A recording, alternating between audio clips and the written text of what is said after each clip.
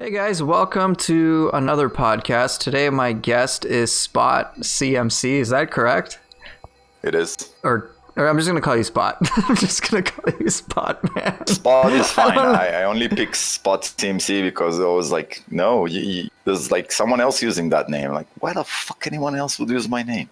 I have no idea. Then again, I have a name like PooferLlama, so maybe I don't fully understand how complex it is to get the name Spot. But in any case, my guest today is Spot. He has been an OG Nioh 1 player who has kind of been behind the scenes in regards to really understanding a lot of the math-based knowledge that exists in this game. He's been instrumental in testing various things like, for example, how powerful the current Benzai 10s or Susano's versatility buff is, what the exact percentages are. Just spending lots of time doing things like that, and of course good gameplay, but mixing those two together, he's been an asset to the Nioh community at large. So welcome to this podcast. It's a pleasure to have you. How have you been?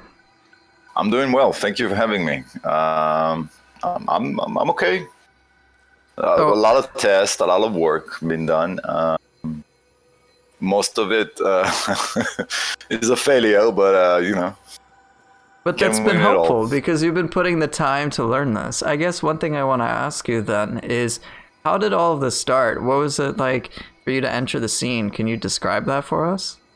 Yes. Well, I come from games like Dark Souls and Demon Souls and Ninja Gaiden, all around break your keyboard games. Okay.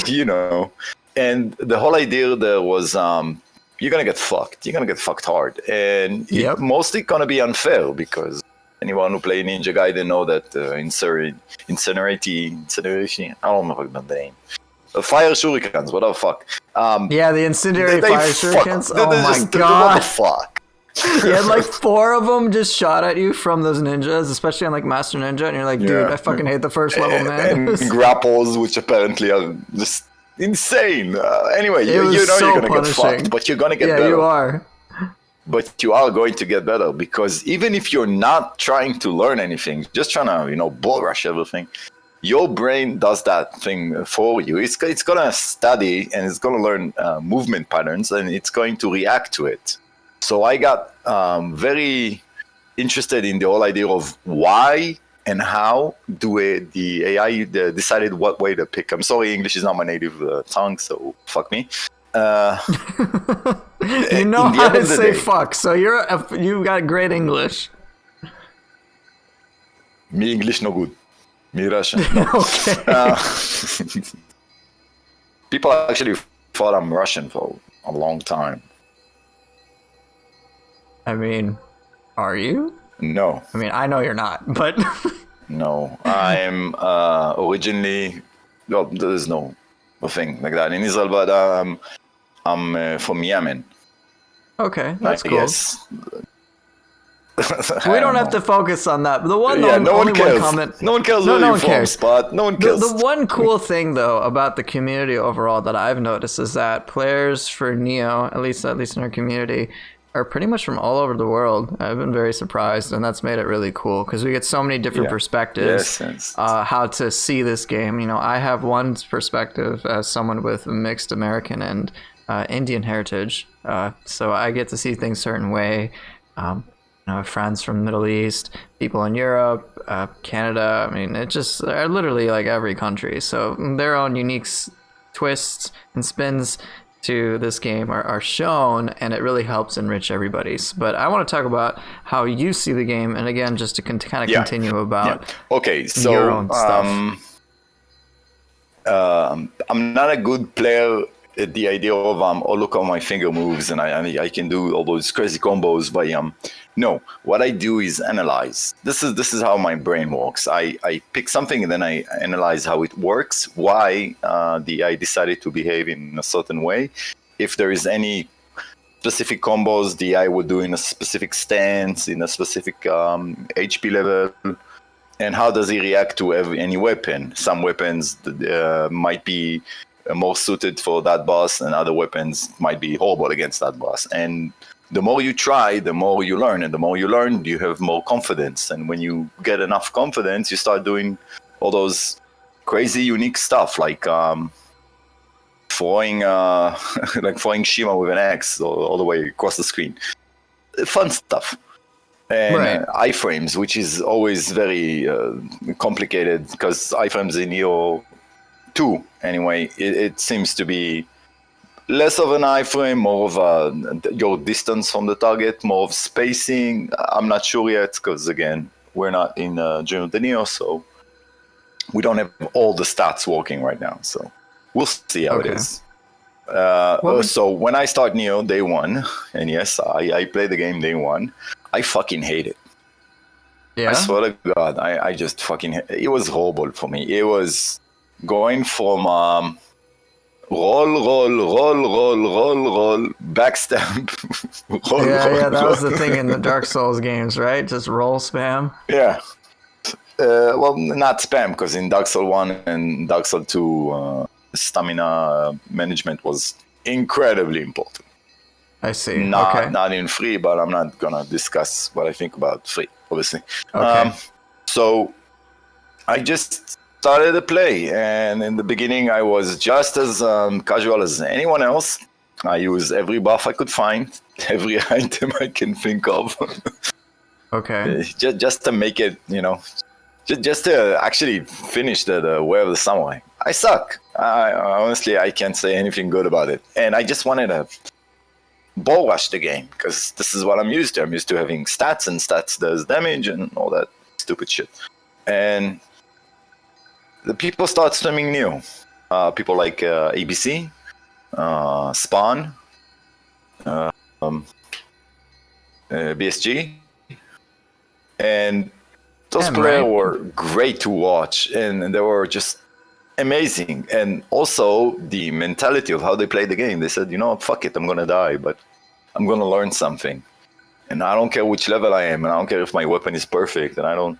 So I started to adapt myself into this kind of thinking, and I decided that, you know what, I'm gonna run the same bosses that cause me trouble again and again and again and again. I'm gonna study them, and I'm not gonna use anything.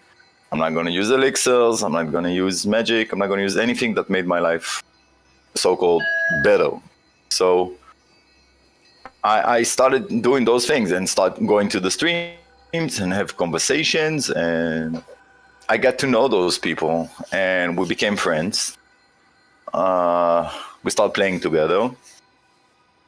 I started being like a guest on those streams. I didn't like to do a lot of noise and appear in places, but I started studying things, and because I like studying, which is just what I do, I developed my own mentality of how do I approach a fight. And I thought that all those poor players have to suffer through all of this without any way to.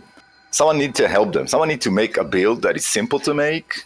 It doesn't take forever to farm, or you don't need a specific level for it. And I just decided to make everything I can for simplicity. Okay. Yeah, that's it. Yeah, I mean, that really helped a lot. I think you came up with the original, what was it, the Susano build, that the Tatenashi can go Susano, I think, was one of the original. Oh, I made that for a player. That was not for me. Right. A great player. Freddy Five Fingers. The guy has only one hand. He can play only with one hand. And I needed to create a build for him that he can use in a way that he wants to use it. With buffs and everything. He wanted buffs, he wanted damage, he wanted a specific build, and yes. So I made that for him. Right. I remember that build eventually kind of became very popular. I'm not going to talk about why that became popular, but it just became popular. So things like that have been really instrumental, just kind of helping people get the knowledge, and taking the time to analyze this game, as big as it is, has been absolutely helpful. And I know, again, like I've said, players like yourself, players like Pim, BSG, Spawn, ABC, I mean, the list is, and there's so many people that you won't necessarily notice publicly. They may not be as well known as, say, someone like Whitecoat, or even, I guess, myself, but your contributions have been huge. I mean, truth be told, my character probably in some capacity is based on a lot of the original findings and discoveries that many of you have just provided. I mean, my build more or less is, which is based on key consumption, is from Red Ronin, Bravesta back, or Prez as he was known originally. So it's, without you guys, I don't think we'd be here today. So thank you. I really do appreciate that. I guess my next question is going to be, what do you notice in Nioh 2 that you think has been done well when it comes to builds now, especially with Dream of the Wise? Because there have been a whole new things in terms of loot to work with. So I'd just like to know your thoughts on that at this point. Well, Nioh 2. Well, Nioh 2, I think, has a lot of issues that they're trying to fix by using new type of stats, new type of sets, and so on. But the main issue of what we actually got is a little bit closer to the to Nioh 1. Just a little bit closer. We got key depleted, increased defense. We got grapple damage increase when we go to yokai shift. There's so many small stuff, just trying to get it a little bit closer to Nioh 1. I think that Nioh 2 is, they're playing by heart right now. That's like, they see players, they see what players do, and then they create new walls for the player to actually overcome. Okay. They did that in Nioh 1. They did it like super heretic. They just went down and says, you know what, I'm going to cut your levels to half of it, and we're going to make enemies. You can no longer attack enemies from behind. Now they have a special counter every time you attack them from behind. So a lot of players just left the game because it was no longer consistent. There was no, okay, I know that this is an opening, this is not an opening.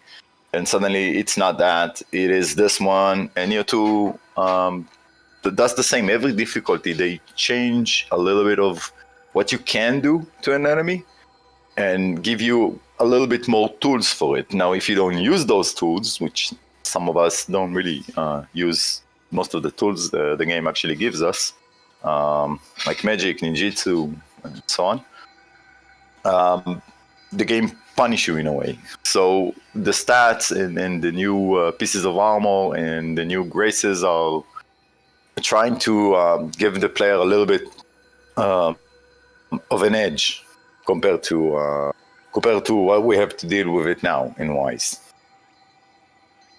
Yeah, I've definitely noticed that with the new graces. I was actually very surprised at just how powerful the tools were. So there have been many graces that have been added to the game. I'm not going to go through all of them, but I'll show you guys on my screen. So this is my character as of right now. Just, it's still not optimized remotely. Well, somewhat, but not as much as it is for a lot of other characters. I'm still just playing through the game. But for example, Amitarasu Grace, which got a major revamp compared to how it was in the first Nioh. I actually don't remember how it was in the first Nioh. But this set, for example, is heavily based on trying to avoid all sources of damage. And it incentivizes using dodge attacks, which if you see me play, that's pretty much what I do all the time. So for me, it's really nice to get things like faster movement at will, faster key recovery. They even have a new passive altogether for extending the distance that you travel when dodging, which is quite noticeable after a while. To make dodging easier, they reduce the amount of ki you consume. And then the thing that makes it all come together is this Death Dancer status enhancement. It's a lot of text. I'm not going to necessarily read it all, but basically the idea is don't get hit. If you don't get hit for a certain period of time, you get a damage boost, and then at max stats, I think it's like 70% extra damage. But if you do take a hit, you lose 2 stacks, but if you block it, you lose 1. So you basically never want to get touched by an enemy, period. And it's really powerful, but it incentivizes a certain way to play. And in my opinion, this type of encouragement for a playstyle is really nice. You don't have to necessarily worry about, hey, am I going to have enough damage? It's like, no, that's not going to be an issue. I mean, getting a 70% boost from one set of gear is nuts. On top of all the other crazy things that it does, it's less about how much damage you're going to do and how you're going to engage with the game. And so this is just one style. You've got, let's see, another one is the Grace of Tsukuyomi, which I think was a magic-based stat in the first one. They revamped here as well, but this one's different altogether. So whereas the first set... better. Oh, it's better? Okay. In Nioh 2, it's a lot better. It works like this. Let's say you use any type of magic. You have a bar that has a red line. So as long as you do more damage, you're going to refill that amount of magic that you actually used. Right. And it's better than one. One was you had to activate living weapon, get out of living weapon, and get your 30% out back. Right. Yeah, I remember that. That's why I used to run, like, it was either that or I think I ran Iga Jonin one piece of it, or I just Iga was OP and that's never coming back. Right. But here for the Tsukuyomi Grace, so I'll just give a quick rundown since it's on my split staff. It's very much about using magic and melee attacks together. And you've got things like, hey, you use Onmyo magic, you reduce the defense of your target. You have more magic power. If you're at full health, you do more magic damage. There's a chance you don't use magic altogether. And then what makes it come together is this. The empowered Onmyo magic status enhancement, which basically, as Spot just said, you use Onmyo magic and then you do a bunch of damage after that, and then you'll get your original Onmyo magic item back. So that's kind of a big deal.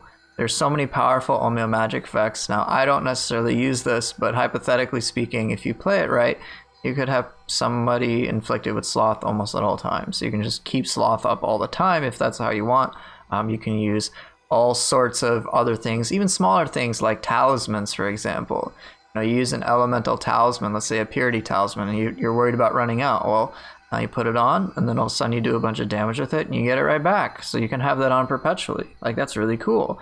Or you could, what's another really cool thing?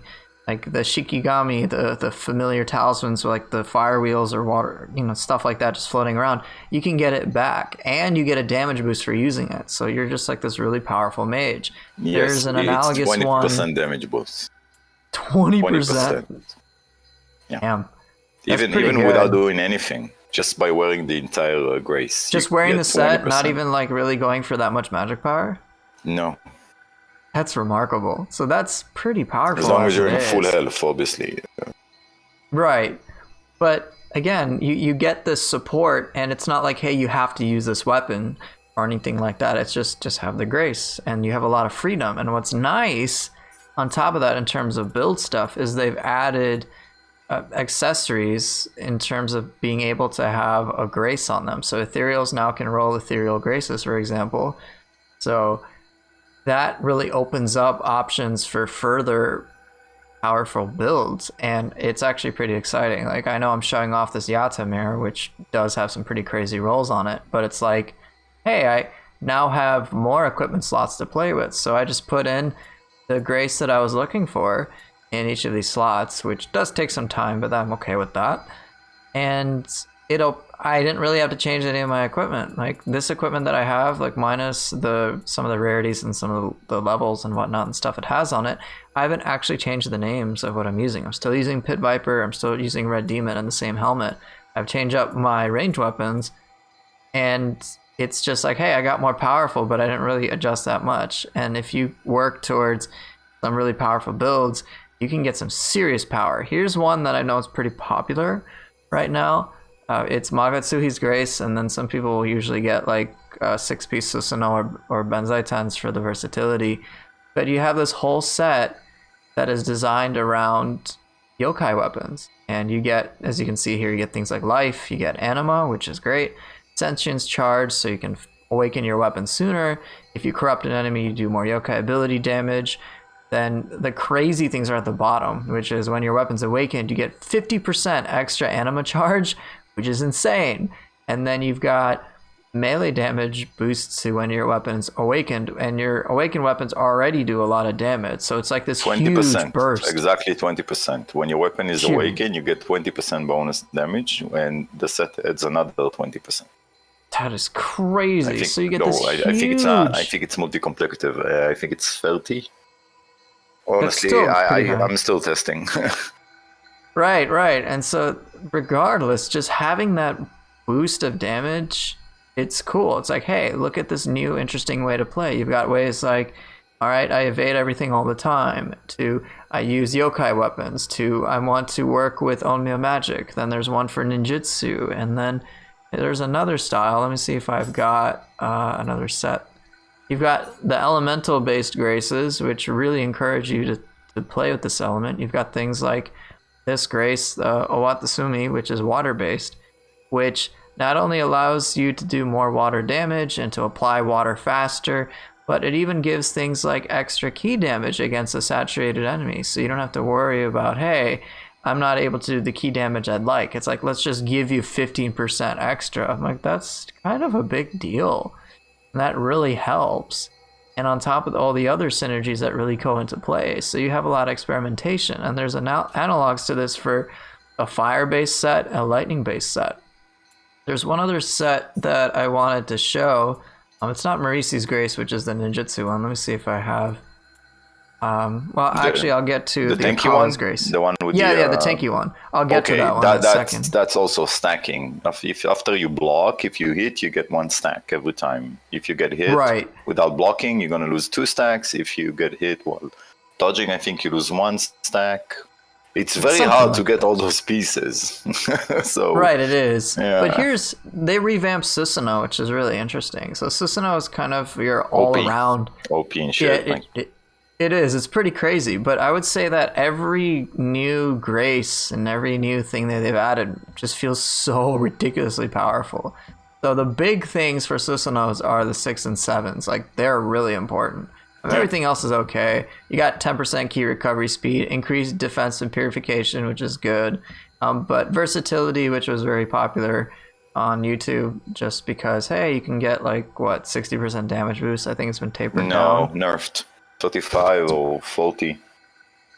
Something like that. It's been nerfed now, but before it was 60, I believe. Now it's like 35, yes, it was 40. It was 60 when I tested, and then I was told that it's no longer 60, and then someone else tested and said it is 60, and I guess we're gonna have to check if Susano and Benzen is not the same bonus, I guess.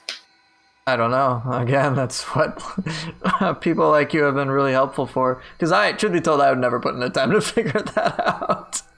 I don't know. The damage stats bored me, so it's just like, okay, I know how to do damage in the game. You put tons of buff, and then you put the best grace and set together, and then you kill enemies in one shot, or maybe just mow them down. But you're not getting better at the game by doing so. So for me, I found it pretty. Yeah. Personally, I found it boring because you just kill a target in one hit. It's like, well, I mean, I didn't really get to meaningfully. You don't get the full experience of Hayabusa. Right, you don't if you just really kill them in a hit. Right, it's just not that appealing. But Susano has the versatility thing, which is really popular, which was basically you use a bunch of different active skills. Yeah. And then you get a damage boost. But what's crazy about Susano is the last thing, Mystic Dyad for all. Allows you to have 2 Mystic Arts active for all weapons. Like, that is nuts. That's crazy, because but you don't need it. You can roll it. You can roll it on weapons. You can roll it on scrolls. It's redundant in a way. It is a bit redundant. That is true. But again, it's powerful to have. You don't have to perfectly curate things on weapons. It can open up opportunities on weapons for you to have more specific starred stats, or for you to have just other specific things. This allows you some degree of flexibility. Is anything necessary? It actually makes Hatchet very useful. Yeah, Hatchets becomes very useful because you get the quick charge and also the damage boost when you charge in time. Yeah, it's pretty good. Like, there's so many, like, if I just show the all the Mystic Arts, there's quite a lot of them that are really powerful. So I'll just go through Let's starting with Switchglaive. Switchglaive gets a noticeable boost. You can not only get reduced ki consumption via Tempest Flux, but at the same time you'll get Wildfire Flux. So you'll not only reduce your ki consumption, but you'll also increase your damage. And I think as of the patch notes, which I will eventually do an analysis on when the official English notes come out, but I think the stacks in general last longer too. I have noticed that. At least I think I have. So this is like a big deal for the Switchglaive to have both. With Tonfa, regardless of what you're a fan of, you can keep... I like Kanagi because the ability to cancel a lot of techniques is huge. But you can also get Apocalypse, which allows you to just keep get more damage from attacking a lot, which is exactly what Tonfa does. Tonfa's more than anything else. Yeah. Right. With the Odachi, now on top of what I use, which is reducing ki consumption, whenever I do things like Waking Winds or Sunset Breeze, I can do extra ki damage, when I'm attacking somebody in the front. So things like Charging Bull will do a lot more ki damage than before, which is great to have. Just having both. Dual Swords gets a noticeable boost too. Not only do you get to have damage reduction if you do a lot of attacks, but you can also reduce the ki consumption as well. So it's like pretty crazy to have both at the same time. Kusarigama is so much better with both Mystic Arts active. You don't have to choose. You can get attack damage and ki damage boosted for the entire weapon. So it's not just the sickle or the weight, it's the whole weapon becomes more powerful. Like, it's a big deal. Split Staff, another huge thing. You get more damage for extended range abilities or attacks, and you get more hits. Like, that's really good.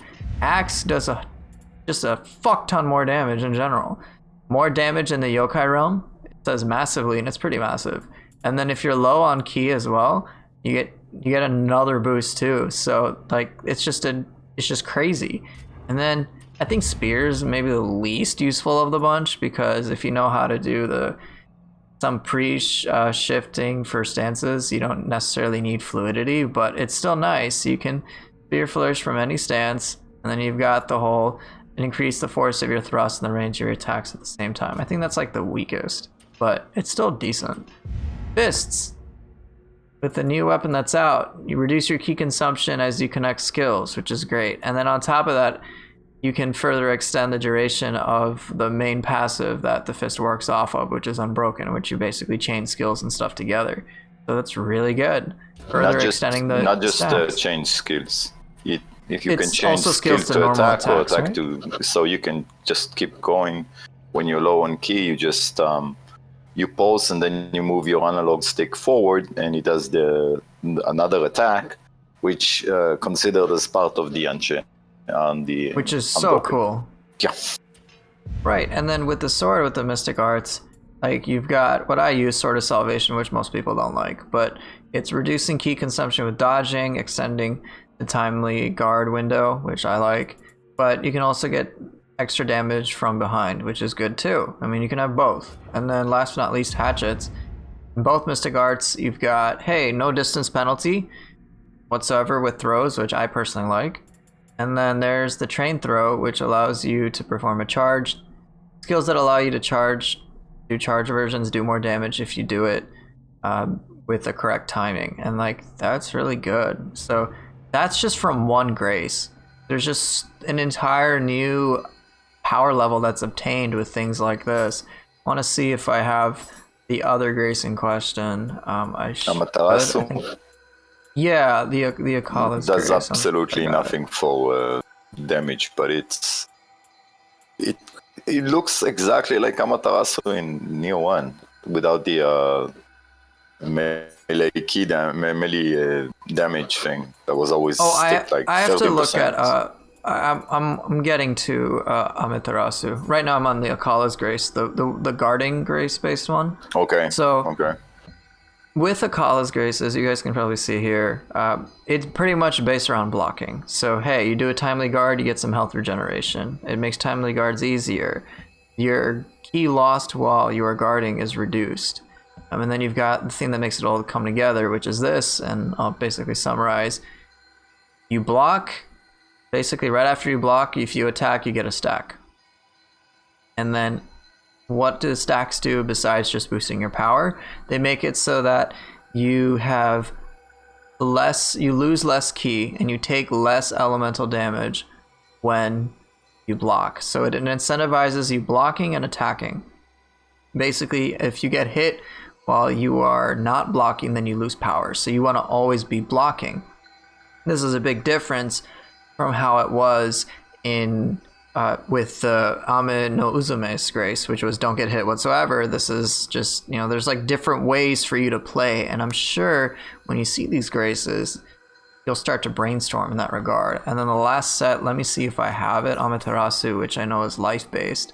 Hopefully I have a piece. Let's see, do I have one? Oh, yes, I do. So Amitarasu isn't the most...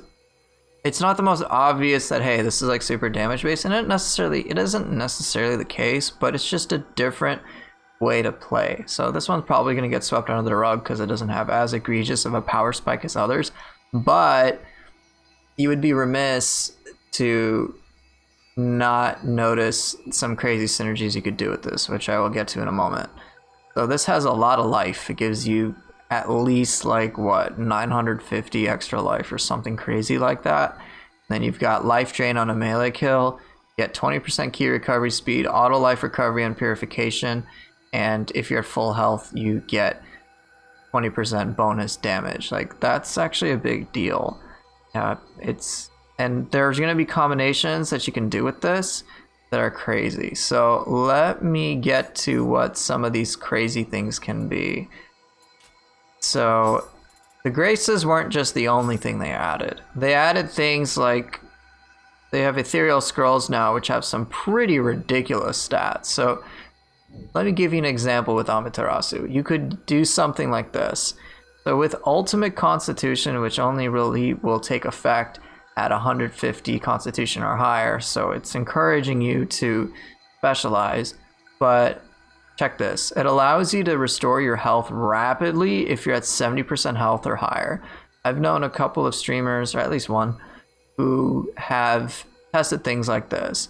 And Crimson Striker 55 is the Twitch streamer for anybody interested. And he is running a character with like 13,000 life. And he's like, yeah, anytime I'm above 70% health, like nothing can penetrate through that whatsoever. And he just doesn't die. He's like, just don't play stupid and you'll like survive anything. He's like, Lightning Gods of Yomi, the last DLC boss, was like pretty trivialized because you basically couldn't touch him. He never really went below that threshold and he just stacked life over and over again. So with things like Amaterasu, which rewards you for being at full life, like things like Ultimate Constitution really help that out, because just HP regen, which is rapid, and it is quite rapid. I think it's like per Amrita tick that he absorbed with the way he was playing, it was like 100 extra life. And then just like naturally his tick passives, which are, I think it's like on the order of Oasis Talismans, if I'm not mistaken. So it was like 300 life per tick or something crazy like that. And it's just an interesting way for you to play. It's a very specialized but very unique way to play. And there's just so many different combinations, so many different permutations of ways you can play now, that it would like probably take me a whole like hour to really talk about all the different things you can do. Like, I'm not even talking about the fact that you can transform the main stat of your weapons now. So let's say you like using a ton of magic, but you don't want to use a switchglaive, and you wish, say, your axe was scaled off of magic. Well, now you have things like the transform bonuses that allow you to really customize how you want to play. And I think that's one thing that I'm very happy about when it comes to Nioh 2. Just the ability to play in ways that are actually meaningful and are thoughtful and are really cool. So I hope things like this continue, and I've been overall really happy with the latest patch and the latest DLC. It's just been so fun, and I'm still exploring stuff and still figuring out how I want to play, as opposed to worrying about, do I have enough damage? Because that's no longer a concern. It's just, how do I want to engage with my content? And then that's awesome. Sorry, I did kind of speak a lot there, but thanks, Spot. I don't know what you want to say to that. Um,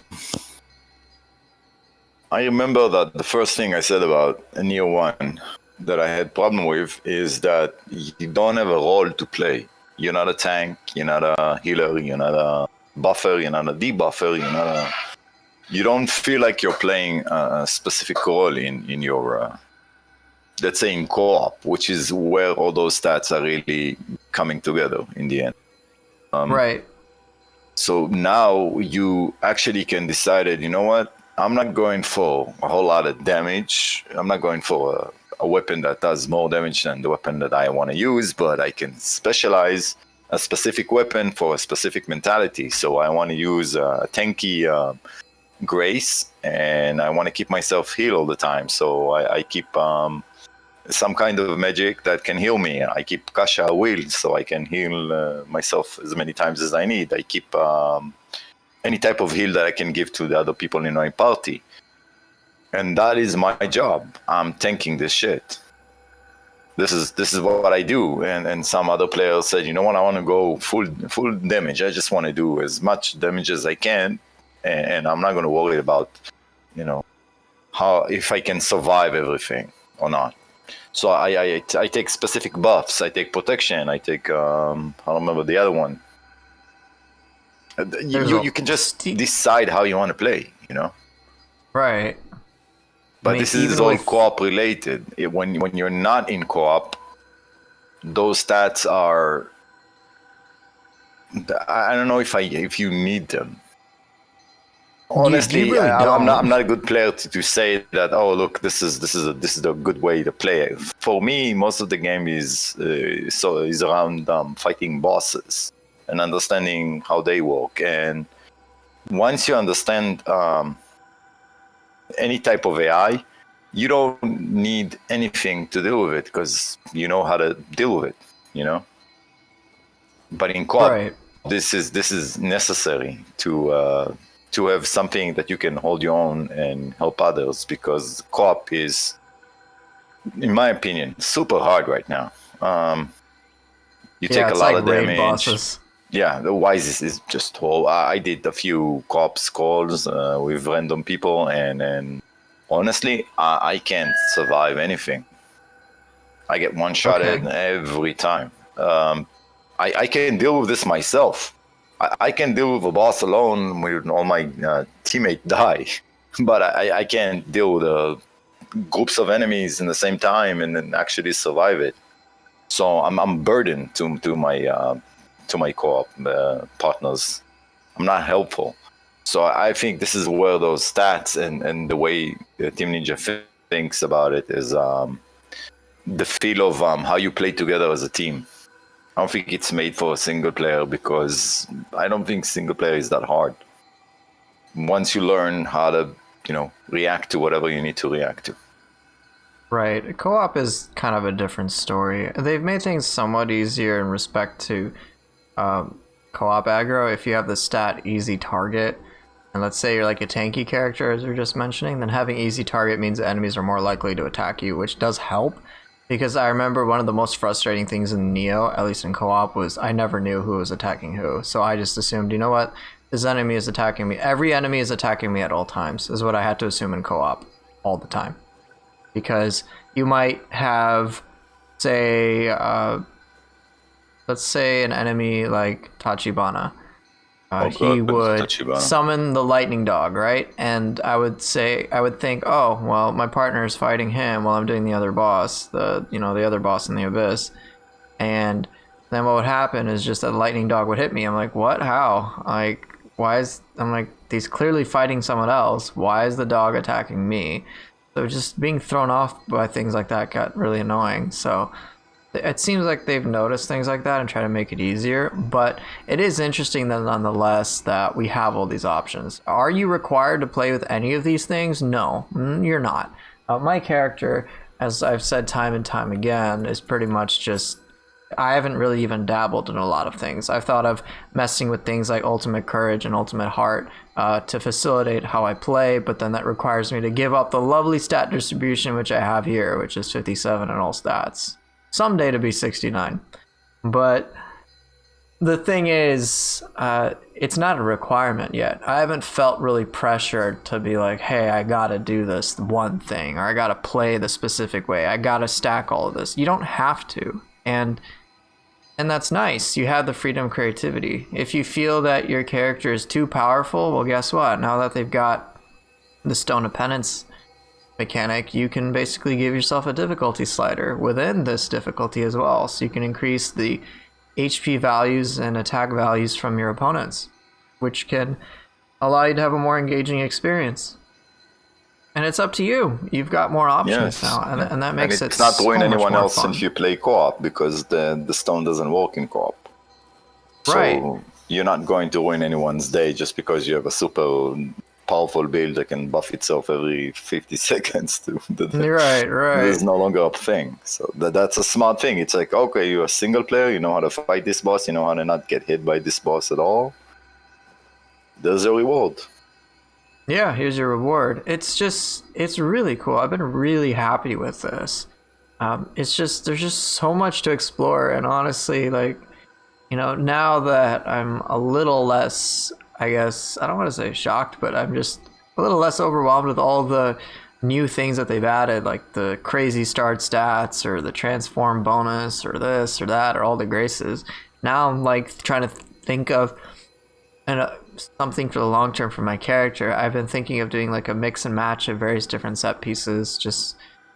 It's just so much creativity that I'm kind of now exploring in a dimension that revolves around build making, and that's not something that I would have thought I would be doing whatsoever in this game. I mean, that was the whole point of the 57 in all stats, but with some of these very powerful effects that meaningfully change how I play, it's a little irresistible. I mean, there's just so much to explore, and there's so much testing. Dear God. Yeah, but it is an exciting so double-edged sword if you think about it. They are paying attention to the idea that we actually want to feel our build to be unique, and for that we need to invest in specific mentality. But it also cut down the idea of playing overall character, because there's a lot more incentive in actually increasing your stats and your type of weapons and getting a specific gear with a specific star stats. Like, too much RNG, too much farming, too much RPG. Let's be honest. There's way too much RPG going on right now with the whole idea. There is. And I don't know why, but I guess it's because they are going for a little bit more tradition mentality of what kind of type of player you are. They learn a lot from Nioh 1, and I think this is one of the things they got wrong, in my opinion, because I'm not a fan of forcing me to play in a certain way. And they're saying, but we're not forcing you. We just, if you do that, it will be better. Your life is going to be better. Your gameplay is going to be better. You're going to feel better. And I guess for anyone who wants to do that, that's great. But I think it's a double-edged sword, because it means more math, more RNG, more stuff for them to walk around and then have to fix it, and then have to buff it, and then have to nerf it, and then have to settle down and decide which one is going to stay, which one is going to go. And it's going to affect Germ of the Nioh, because if we're going to get too strong, they're going to have to do something to make the bosses even more annoying. Like human bosses, we're not getting peri-disabled, apparently. And human bosses block all the time. Our key consumption is way too high to actually, break them in a cycle. So they want us to take our time and wait, and it becomes more of a waiting game now than just build up your combos in a certain way. And there's a lot of things that can work for the game, and a lot of things that can actually turn the game around to something else. And I think they just keep by heart. They're going like, okay, this works, let's try this one. Wait, this is too OP. Players are too strong. We're going to nerf this. And then consistency is the most important thing in a game. We need to know that what's working, and what doesn't work. You can't just force it to work. in my opinion. Obviously, my opinion is not very popular about this, but as a person, I prefer that the moment I study something and I understand how it works, that's the way it works. We don't change gravity. We don't change that wheels are round so they can turn, and we're not supposed to change stuff that are basic parts in Nioh, which they did in Nioh too. This is how your key works. Now, if you do a specific move, you're going to get more key back, and then suddenly, wait, that doesn't even give me enough key. So now to actually gain my key back, I have to use a specific yokai skill, because this is going to bring my key immediately to where I need it to be. There's a lot of pushing us to the direction they want us to be in, which is okay, and it makes sense. As a game developer, they have their own vision of how they want the game to react to us and how they want us to react to the game. And this is why I'm saying it's a double-edged sword. It could work for our benefit. It can also completely fail us. Yeah, and it's a very tricky spot to be in. But I think when it comes to RNG, I think the way that they've addressed things, at least for this difficulty, is a lot better than it was before. Because one complaint I saw from other YouTubers was a frustration of, say, grinding the Sudama for like 16 plus hours, which I don't know why you do that. That just sounds painful. But like, if you really want perfect gear, yes, but I think I tried it for an hour and a half, re-rolling Sulcors. I'm like, dude, I never want to do this again. Like, why would I do this? So to like voluntarily go for that much, it's like, you gotta be crazy, man. But the thing is, now they've introduced a new system to kind of trim out a lot of RNG. So they've introduced lucky drop stats onto accessories, for example, which I will demonstrate. So if you look at my Yasakani, you'll see a lucky drop accessory. So what does this mean? As it says, increases the chance of obtaining an accessory when you would randomly receive equipment after defeating an enemy. So if you say need a perfect accessory, and you want to just have more chances to mess with it, well, hey, now you can get more chances to get accessories. There's lucky drops for equipped armor, equipped weapons. So let's say you have the exact set of gear that you want, including all the weapons and all the armor. Well, now you are more likely to loot those same things. In effect, you're going to be getting rerolls and you can pick them up. So I've gotten actually quite a few different, like, when I had lucky drop armor equipped, I got so many different permutations of like the red demon gauntlets that you see here. So I was able to upgrade mine somewhat. It's not perfect. There are other things I could get on it, but when I choose to put lucky drop back on for armors, I will see a lot more red demon gauntlets than I'd expect. So I got a pretty good one with the melee attack key consumption. So that really helps me a lot. I found some pretty damn good red demon greaves. Again, it's not perfect for me, but it works well. The fact that I got dodge range up means that I don't have to get the 5-piece Ame no Uzume. So what I'm getting at is that there's a little bit more control now over the randomization. It's not just, hey, I have to do these specific things to make sure I get what I want. It's like, well, now here's what you do. You have these stats equipped on your accessories, so the lucky drop stuff, and then you just play the game. Like, that's it. I'm like, oh, great. I don't have to worry about some arcane tactic to address this. I just play the game, kill shit, and I have a better chance of getting loot. And you get so much of it, and it's specifically more likely to be your stuff, so it's just a lot easier to work with. And it's nice. And it feels more within my control. So even though, yes, now there's a lot more RNG, it's actually a lot more within your control. And so I'm okay with it. I don't think it should be particularly like a cakewalk or super easy to get perfect gear right away, because that kind of trivializes a lot of stuff. Like, if I could get perfect stats on everything, it's like, well, if I can do that within like an hour, that just feels too easy. So it should be some time investment, at least to explore the game. But I'm personally okay with it. But again, none of this stuff really has felt required. Like, I can just show my loadout to you guys. I actually just completed Region 4 yesterday. But, like, again, do I really have, like, damage on this weapon? No. I just have key damage, key consumption, and corruption accumulation. And on the ethereal sword that I found with the Grace I wanted. Even the split staff, like, I didn't really mess that much with it. I got key damage, and it happened to have break, and it happens to have the Mystic Dyad. Great. I haven't really tinkered with the bows. They just happen to have a Grace I was interested in. I haven't really changed too much about my armor. I think like the biggest boost of damage has been my Yata Mirror, which has 2-star stats, so this is like pure luck. But even then, like it's just, this isn't like a perfect build, and I'm still able to handle all content just fine, even with 57 in all stats. Like the game is still playable, and I'm like, it's not even playable, like I'm killing stuff really quickly overall. I haven't felt a need to really gear up yet, which is surprising considering how I felt on Demon. Like I'm just, everything's okay. I mean, I can't imagine how much more powerful I would be if I really decided to specialize. I think that's where the whole stone mechanic comes into play. Like if you really want to push your character to the limits and you feel like stuff's too easy, well guess what? Have the difficulty slider. So I guess I'm kind of in a different camp when it comes to how I feel about the new things introduced. There is a lot more loot. I don't specifically like how excessive RPG mechanics are in this game, but then again, it's a lot better than I thought it was going to be, in all honesty. It's always going to be absolute the next difficulty.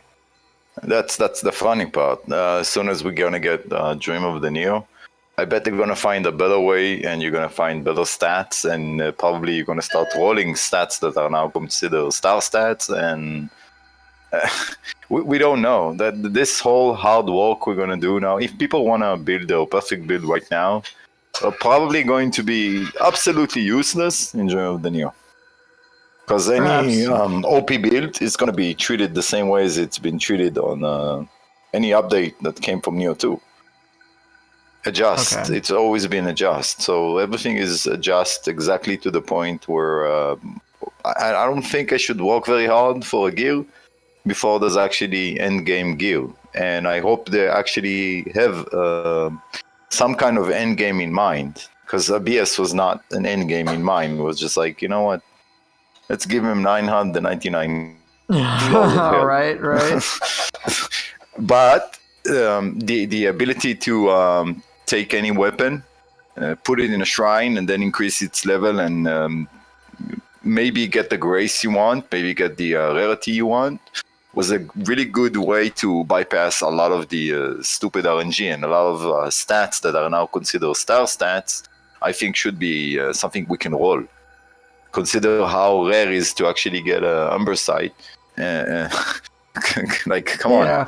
I have like 3,000 Umber Sight, and it's like, wait, why? I can make Fabled and Divine, but I can't make a quality Umber Sight yet. Yeah, I'm like, are you serious? What the hell? Like, why is this? Like, is this intentional? Yes, because it's really annoying. It makes sense that they will do that, but that was a good thing. Like, it works like this in my eyes by just looking at my notes. Okay. Wherever the samurai, you get a very basic idea of how gear is going to work, and then you can roll stats that are kind of common. People will roll them almost all the time. I'm not talking about us. I'm talking about other players that don't, they just want to build for damage, and that's it. So they're going to have skill damage on the weapon, and they're going to have skill damage on their armor, every armor piece. If they have mid armor, they're going to have key damage and skill damage star stats. And, they're going to build something. And as soon as you get Way of the Strong, you don't have to work that hard because you don't need to gain so many Umber Sights just to roll stuff, because it's no longer a viable technique to actually get what you want. Now you have to craft stuff. You have to craft again and again, and save scum and save scum and save scum until, days and days until you get the exact amount of percentage of damage that you want on your armor. And then we move to Way of the Demon, and it's about the same. It just feels the same. It feels empty, nothing new. Some graces, but just you do the same. You craft the same grace until you get the grace you want with the percentage you want. And then suddenly come Way of the Wise, and save scumming is no longer a thing. You can't save scum anymore. Now there's a different way to do these things. It's by having stuff rolls on your accessories that might give you the graces that you want with the armors that you want. And I guess you're gonna do the same thing. You're gonna do the same thing. You're gonna run the same scrolls plus 20 until you get the perfect gear that you want. You're gonna run Otakumaru, and then save scum the last boss till you can get the Sakani Magatama that you want with the grace that you want with the stats that you want. And then you're gonna go to Sudama and you're gonna throw the thing. Like, I have no idea how many hours you could stand there until you actually get the correct Sakani Magatama that you want with the stats that you want and everything that you want. And then, the Nioh is going to come and that system is going to be absolute as well. Right. But again, I guess it comes down to, some players are going to there's always going to be some players that are going to go for the crazy stuff for whatever reason. You have players that have been using the save wizard to circumvent a lot of stuff and kill stuff real quickly. There's always going to be people that do all sorts of fringe things. But I think most people don't want to do that. I don't. I don't want to spend that much time really going for this stuff, at least when it's not really that fun. I don't like save scumming. All I want to do is literally just play the game and feel like when I'm engaged with it, that I'm having a good time. And a more meaningful way to deal with loot is certainly what I would want. Because, man, seriously, I have to go back to this. I would hate myself if I spent 16 to 24 hours re-rolling stuff at the Sudama just over and over and over again. I hated myself after an hour and a half. There's no way I could do that anymore. But with the method that's been provided to me, it's just been nice. It's just we've got the lucky drop system, so all I have to do to get better stuff is play the game. Just play the game normally with these little things to help, and I'm fine. So I'm actually less worried about the whole gear grind whatsoever and more interested in just playing the game. And then I see what I get. And then if I'm happy with what I get, great. It wasn't really at that much of a cost, but if I don't like what I got, then I just keep playing the game. There's no need for any stupid way to address stuff. Now, of course, I understand your perspective, but when you are a tester, when your job is to test. Oh, when you're a tester, never mind. This is a living hell. Oh yeah, I bet it is. Oh wait, how much can you stack other key damage? Wait, let me get the entire parts that I need to actually find out how much, and then found out that it's multi-complicative and it's shit, and I just spend a week doing this shit. Hey, by the way, the new skill, the new skill, does it consider as thrust damage from the claw? Okay, let me go to Hayabusa for the last. How many 4 days now? Trying to drop that skill so I can test if it's actually thrust damage or not. You're crazy. For me it's living hell. I'm not talking player perspective. Have you seen my gear? Right. Do you know what my gear looks like?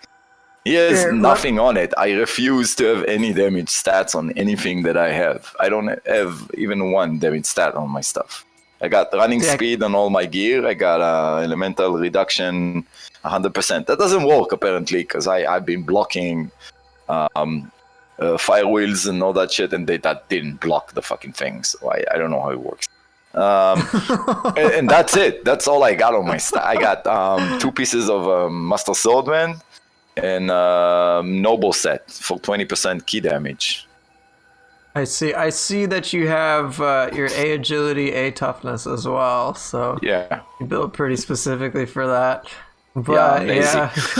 When it comes to my builds, I'm super lazy. Yeah, I'm pretty lazy too. I just don't care. I don't need it. You have 40% melee key damage, 33.2% active skill key damage. Yeah. So I got more than 40. I'm just the spirit that I'm on right now. This is why you see 40. I have 60. Oh wow. Okay, so I think you're using the same one that I have. Yeah, it doesn't do anything. 60 doesn't do anything. I can't see any difference. You know how many tests you have to run to test key? It's like this. You gotta swing your sword, make sure it doesn't hit the enemy, then kick it, and then look at the number. Then put another piece, max it out, kick the enemy, see the numbers. And then you do another one, then you found out it's like, oh yeah, it's 12 points.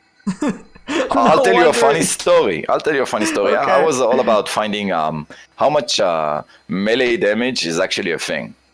Okay. And I was like, why would they give a set with like 5%, 8%? Something doesn't, And then they gave us Benki's, which is 15%, ta-da, 50% on paper. Looks great. Wait, Right. now let me get every piece of that armor with melee damage star effect. So that took weeks and weeks. Now make me actually drop that stupid armor, the text, so I can actually craft it again and again and again and again. That took another week because I never get good drops. And then let me get a scroll that I actually has melee damage again. I got up to like 35%. And then I tested and I looked at it and I was like, oh my god, this sucks. Doesn't do shit. What is that? 50 points of damage more? Thanks, game. 30% on paper looks great. And then like, oh, now I know it's not good, but now let's go to the next test and try to make the perfect gear again so I can actually test the next thing. Oh my god, no wonder you hate all this RPG shit. You're like, thanks. Now I gotta test even more. Yeah, and then I found out other people already tested it and they already know it and nobody said the fucking thing. So for everyone who tested Nioh stuff and doesn't put it on Discord, I got nothing good for you. Like, you honestly, write down. If you know something, write it down. Say it loud and proud. Say it. Oh, okay, look, this is how much % you get from. And then people start doing that. And I was like, thank God I'm not the only one anymore. And then people said, you're not even close to be the only one. We don't even know who you are. And I was like, okay. Like, no, my effort. So I pretty much back off from it and start testing stuff that I'm interested in. Like key consumption. How much can we actually stack together? Because I know that a lot of players are like, die by the sword, live by the sword of the idea of, key consumption it's God. You can stack it so high. And no, you actually, the game doesn't like stacking at all. He likes different sources to create different numbers, but they just write down percentage. So my biggest grief with Nioh is, please, if we're passing a line that you can't get any more out of something, can it please be red on our status bar? Something to help us know that we're wasting our time and effort and hours of work just to find out it's useless. Right. I remember the status ailment affliction duration, on paper, it's like, sweet, I got 50%. But I think after some tests from people in the community, it's like, no, it's not actually 50%. I got it to 100 and it's not 100. Yeah, so it's annoying. We'd like to know, are there diminishing returns? Because they are. Finally, there are diminishing returns and nothing is additive. Great. Like, great work, Team Ninja. Fine, right, but just signed it off. Show us just that let it's us a thing. know. Yeah, this is not okay. I want to be informed. We shouldn't have to rely on such egregious testing in order to actually know what's being happening. Like, it's pretty bad, in my opinion, to just not know what I'm really working with. If something is saying, hey, it's going to reduce the amount of time you're afflicted with an ailment by 50%, then it should be 50%. But it's closer to like 33% or something like that. I don't know. We don't even know the max numbers. If you really want to know what I think the math is fucked up in Nioh 1 and Nioh 2, we don't have max numbers. It says on Mazuchi, whatever that Grace is, 100% weapon awakening. 100% means 100%. Means it's supposed to be awake all the time. It's not. Well, it's the sentience chart. It's saying it accumulates basically at double the base rate because it's plus 100%. But it says 100%. So how could you have more than 100%? So how many percent do we have? Do we need to have 300% to actually have it 100%? We don't know max level. We don't know anything about how they unclear. Conjure the math here. I think, well, let's say it takes you 10 hits to fully awaken your weapon. Then from what it seems like, it's like, okay, well then, and that's your base rate. Let's just say that's your base rate. Then with plus 100%, you basically would be able to awaken your weapon twice with 10 hits or something like that. I don't know. Then say it. It's easy to write down. Increase your level of awakening by X point something something. They can do that. They just don't do it. It's the same as dash and running speed. Running speed does not affect your actual running speed, just your movement speed. Why not call it movement speed? And dash is actually running. Running speed, Yeah. It's And then people like go how oh, in the... yeah. No, you go ahead. You got a lot to say, please. I'm saying that this is the stuff that makes me just go crazy. It's like I can see why. you work on UI. You actually did a very good job on UI. Nioh 2 is a lot more informative than Nioh 1. Nioh 1's like, go figure. We're not going to tell you shit. Nioh 2 actually tells you things and explain and but you're still calling running speed when it's all about just how fast you move when you're not running, and you're still calling dashing speed running speed.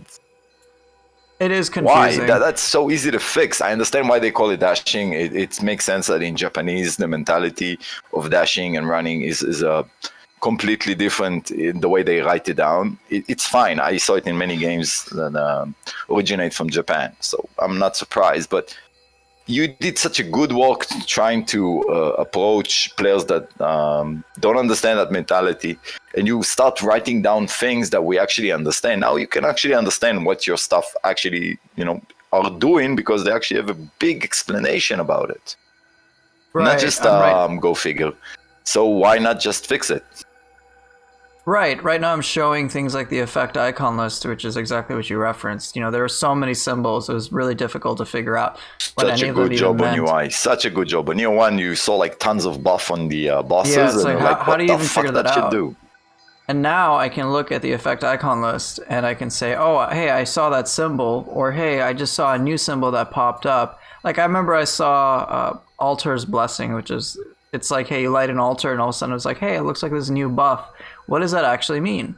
And then I get to read what it does, and it says, hey, increases your anima accumulation rate and ki damage delta yokai. I'm like, oh, okay, that's awesome. Or that new enemy, Yasha, she puts a new debuff on. What does that debuff actually do? And then it just tells me right here exactly what it does. Yeah, but that's also not enough, because you know that you don't have to kill her to break the curse. You can just break that cross. Right, it's weird. It says break the hex by defeating the enemy that laid it upon me, or destroying the source of the destroying the source of the curse's power. So the source of the curse is those crosses that she hangs on walls and stuff. Right. So if you and so the fact that it tells me is certainly a good thing, and being informed about things like this is good. But then again, we were talking about numbers, and anybody who's ever been in any of my streams knows exactly what I'm going to complain about.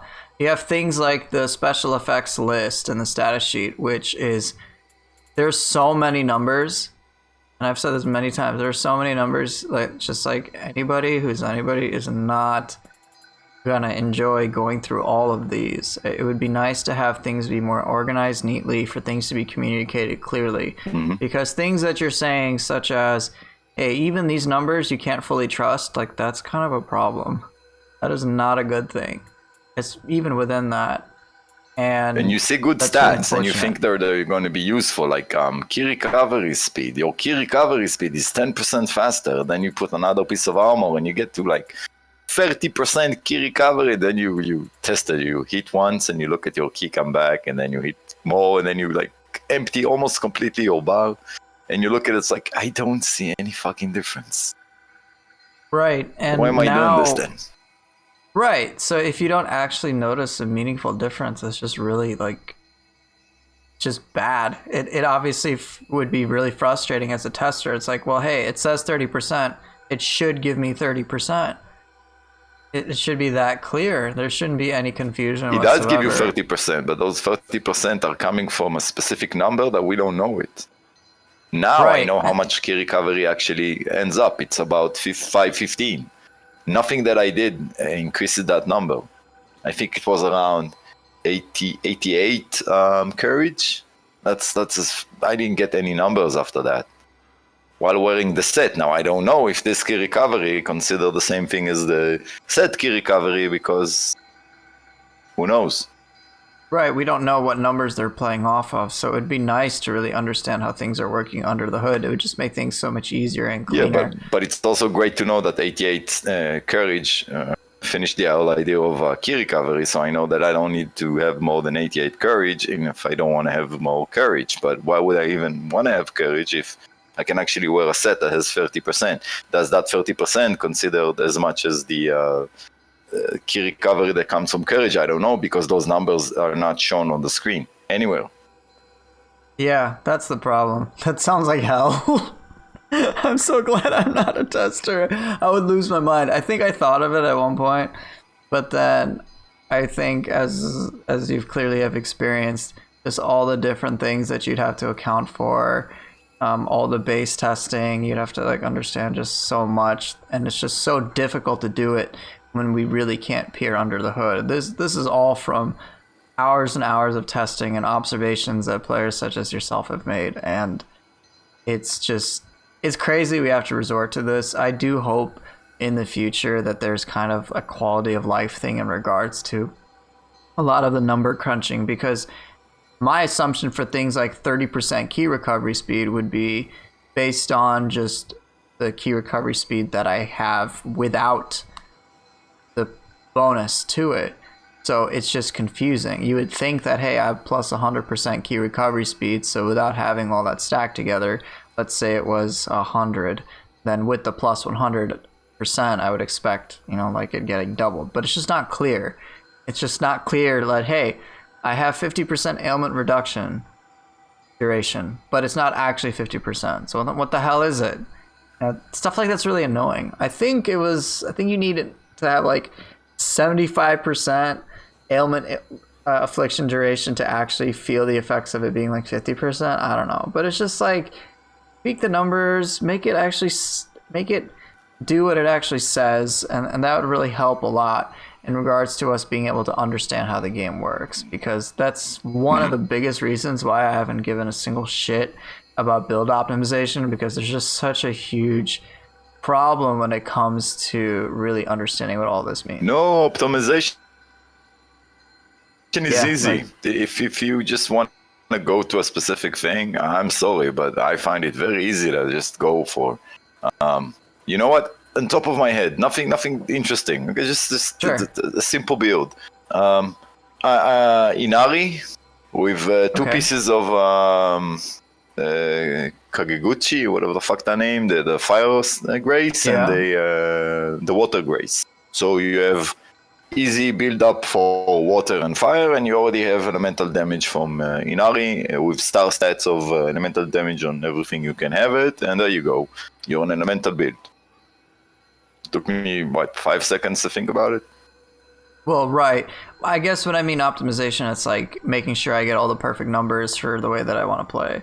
Yeah, I'm just like, but then you have to actually know what are the numbers that you can use and what are the numbers that just not going to work for you. And run speed is one of the most annoying stats that were in Nioh 1.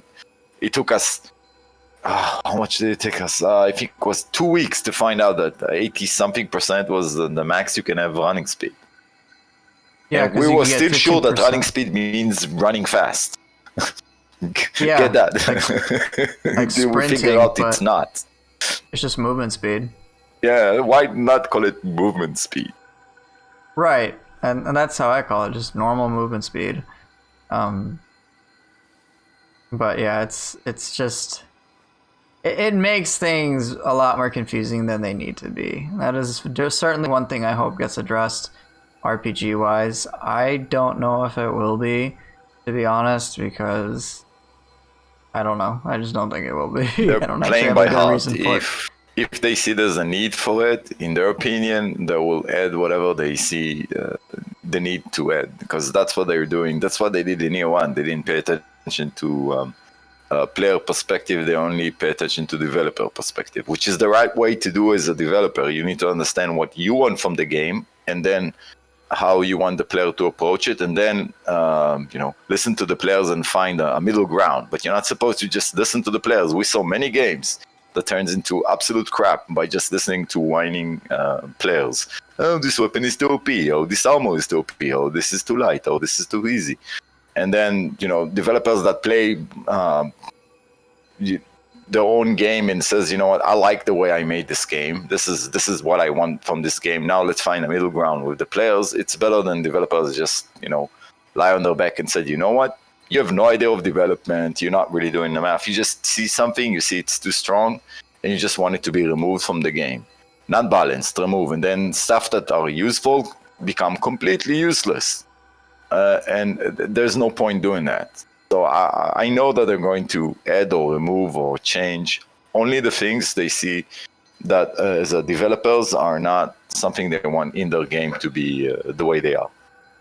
So if they pay attention to us, which I don't think they do, I think what they listen to is the overall perspective of do players feel like the game works for them or doesn't work for them. And for most players, I think Nioh 2 works better than Nioh 1, because Nioh 1, if you're not a living weapon, super build and all that, you need to be very good, because you're going to die, wherever the Nioh, you're just going to die one hit and then nothing's going to help you. So they listen to that and they increase damage, and then they found out the damage is way too high and they have no control over it. I think somebody did like 6 million. What the hell? And then they just cut it down to 1 million. But you can't, after a player works so hard building all those buffs and damage and all that stuff, and then suddenly, you know what, you can't do anymore 6 million, you can only do 1 million. Players are going to get upset because they work their ass off to get where they are. After all, they did, had to do all that work to get where they are. And I think that's what companies should pay attention to, that if they decided to change or adapt a certain type of build or mentality that they decided that is no longer required in the game for balancing issues, they should never make it useless. I've never seen anyone running Tengen Kujaku anymore. I wonder why. Right, and I think it's a difficult thing, I imagine, for a developer, because bottom line, no one really likes nerfs. Like, no one's like, yay, unless something's so egregious, no one really likes nerfs. I don't think anybody even liked how Otakemaru was nerfed. Actually, I didn't either. I don't actually think Otakemaru's power is itself the problem. With Otakemaru, I felt that an animation lock would be appropriate for it, just so that it replicates what the boss itself does. When he does Sanmyo Storm, the boss is locked, so why not the character? Because you die instantly. Well, I'm saying for Nioh 2. I mean, you could, but Otakemaru, the problem in my mind was it does... So it being a power effect isn't the problem. It's how easily you can spam it. The activation animation is literally the exact same as Gaki and Dweller, but Otakemaru basically never misses. Whereas you can miss with Dweller and you can miss with Gaki. I haven't tested all the Sulcors. I know they've been Dweller adjustments. even more drunk than a war in Demon. Yeah. It's like, my target is right there. Could you just jump right there? It's in front of you. And the guy's like, huh? Yeah, pretty much, Left. right? Or I know Zelot, he uses Gaki, and I don't know if they improved the tracking since. But I it used would just Gaki miss. first, and everybody says, "What the fuck using Gaki?" And says, "Because I want to heal back." And Gaki gives me, Amrita, and Amrita gives me HP because I have Amrita absorption. Right. But it was just like Gaki would miss. And, you'd think like, hey, these are simple cores. They don't do anything too crazy. They should be reliable. If you're going to go with the powerful core, there needs to be some sort of, I guess, cost to it. So with Otakemaru, you didn't have a cost. But they should be powerful because they belong to bosses. Yes, this is like it's a boss core. weapons. It should be powerful. Yeah, it should be powerful. Absolutely we should not should take be. that away from them. No, absolutely not. That's why I was like, well, when I tried Otakemaru after patch 1.17 on Demon, I tried on Calamity's Pulse. I'm like, okay, they nerfed the damage apparently. I didn't notice a change at all because I could do Dragon Dance and Otakemaru exactly the same. So what I was thinking, and I don't know if this is the best way to address it, but it's just pretty simple, which was make it so that you are casting Sanmyo Storm in the same way that you do as the boss does, where you're floating in the air and you're channeling it. That's what I thought. That way, so give us iframes or something, or hyper armor. Or just some. Otherwise, no. I mean, reduce damage taken during it. I don't know, but just something. But just something, because I could just, no matter what, I could spam a Takemaru almost nonstop. Dragon Dance and Takemaru on just like any big boss, especially, they can't do anything. They get confused, they take a shit ton of damage, and then I'm constantly generating anima the whole time with Dragon Dance, and then as soon as the Takemaru ends, I can throw it out again and just keep it going nonstop over and over and over again. So 30-second kill at most with my character who doesn't give a shit about damage anyway. Mm-hmm. But like that was the thing, and I was like, well, I don't think I should be able to spam it. Like, it costs 11 anima, which is a lot, but I'm basically negating the cost. So in my mind, it's almost like a freebie. It's just something I can freely throw around and rotate. And so even with the damage nerf, it didn't change anything for me. So I thought, well, I would actually like to see its damage go back up. It should be powerful. This is the final boss of the main game. His core should be a really powerful effect, but it should at least function the same way he does. I mean, you have the Kuroka Sulcor, which actually has much more risk to it and really isn't nearly as powerful. And it's just, and it's like, what the hell, man?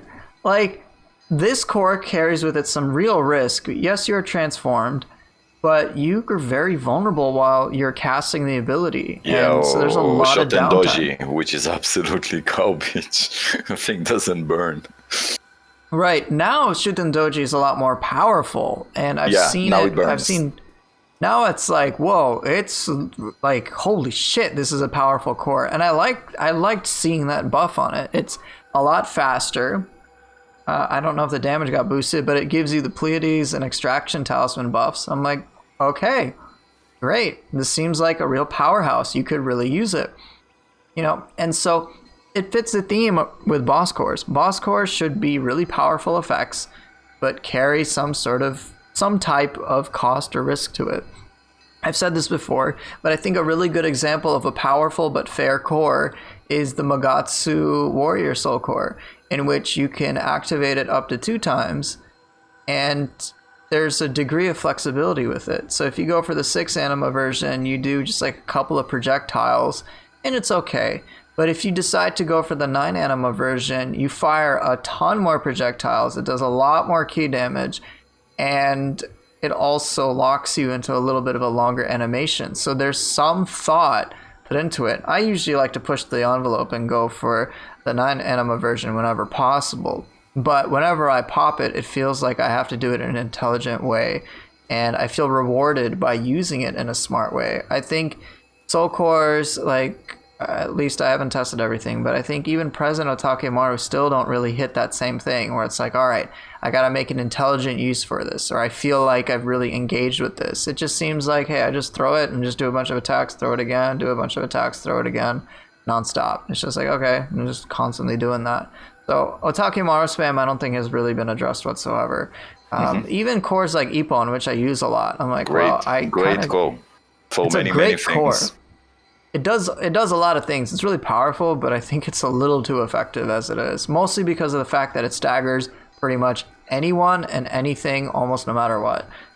Like, that's kind of crazy. I'm surprised but that it doesn't even build a lot of fire, so you do have plus and minuses. You don't want to take every core in the game. Okay, look, I do numbers. Okay, I just want to be clear. I do numbers, I do tests. I don't have a personal... I'm trying to avoid a personal opinion. I only do tests, and I decided by results of my test. Now, if you want my personal opinion, balanced game is a boring-ass game. It always been, it always will be. Because when everything is balanced... Now, this is my personal opinion, my very unpopular personal opinion that everyone hates. Yeah, I want to hear this. Balanced game has always been the most boring shit ever. Because everything feels the same, everything does the same, everything causes the same results, and everything works the same. So it's boring. You don't have any identity whatsoever when everything is completely balanced. Now that's, as a personal opinion, is the opposite of what I want in games. I do not like the idea of balancing for the sake of balancing. I like balancing for the sake of variety, which is a whole different thing in my opinion.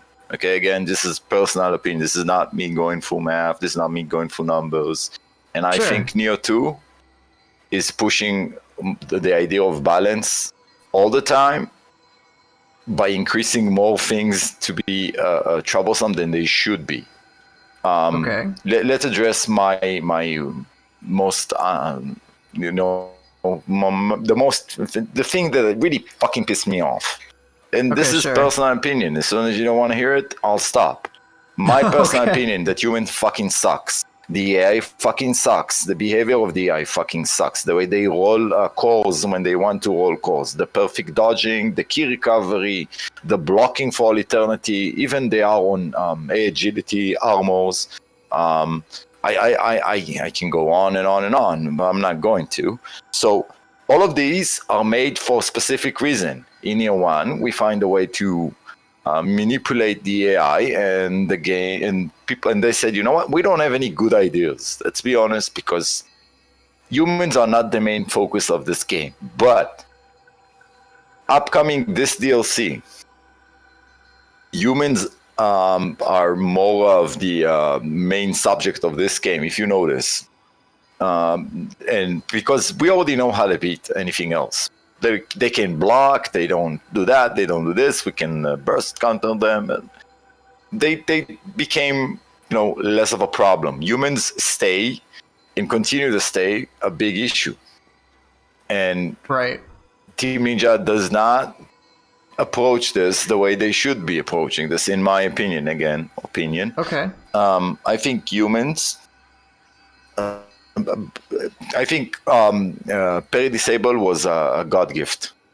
Because come on, it is annoying when it is annoying when humans just block. And I think one of the biggest things I've noticed from a lot of players, at least on my streams, has been we generally just dislike it when an enemy just blocks the whole time. It feels bad to have an opponent basically prevent you from doing everything. In general, it's just they did the same in Nioh 1, but we had peri-disable. The same thing. With parry disabled, I think. So I talked about this yesterday on stream. While I personally don't need or care for parry disabled, I think it's something that probably should be brought back if they're not going to really change how human AI works. Because as it is right now, humans pretty much just block spam. Saito Toshimitsu is a big offender of this. There's many bosses that will just block everything over and over and over and over again. And parry your skills. And parry your skills, which is just absurd. And so the parry skill mechanic, I think, that's at least a little more interesting because there's some counterplay you can do with it. But I think the overarching issue is simply that a lot of enemies, human ones especially, kind of just dictate how the fight goes. And that can be very frustrating. You're limited in your options and how you want to choose to be aggressive and play. And this is specifically the case for human opponents. Whereas yokai bosses do not have the same thing whatsoever. They're not an issue, no.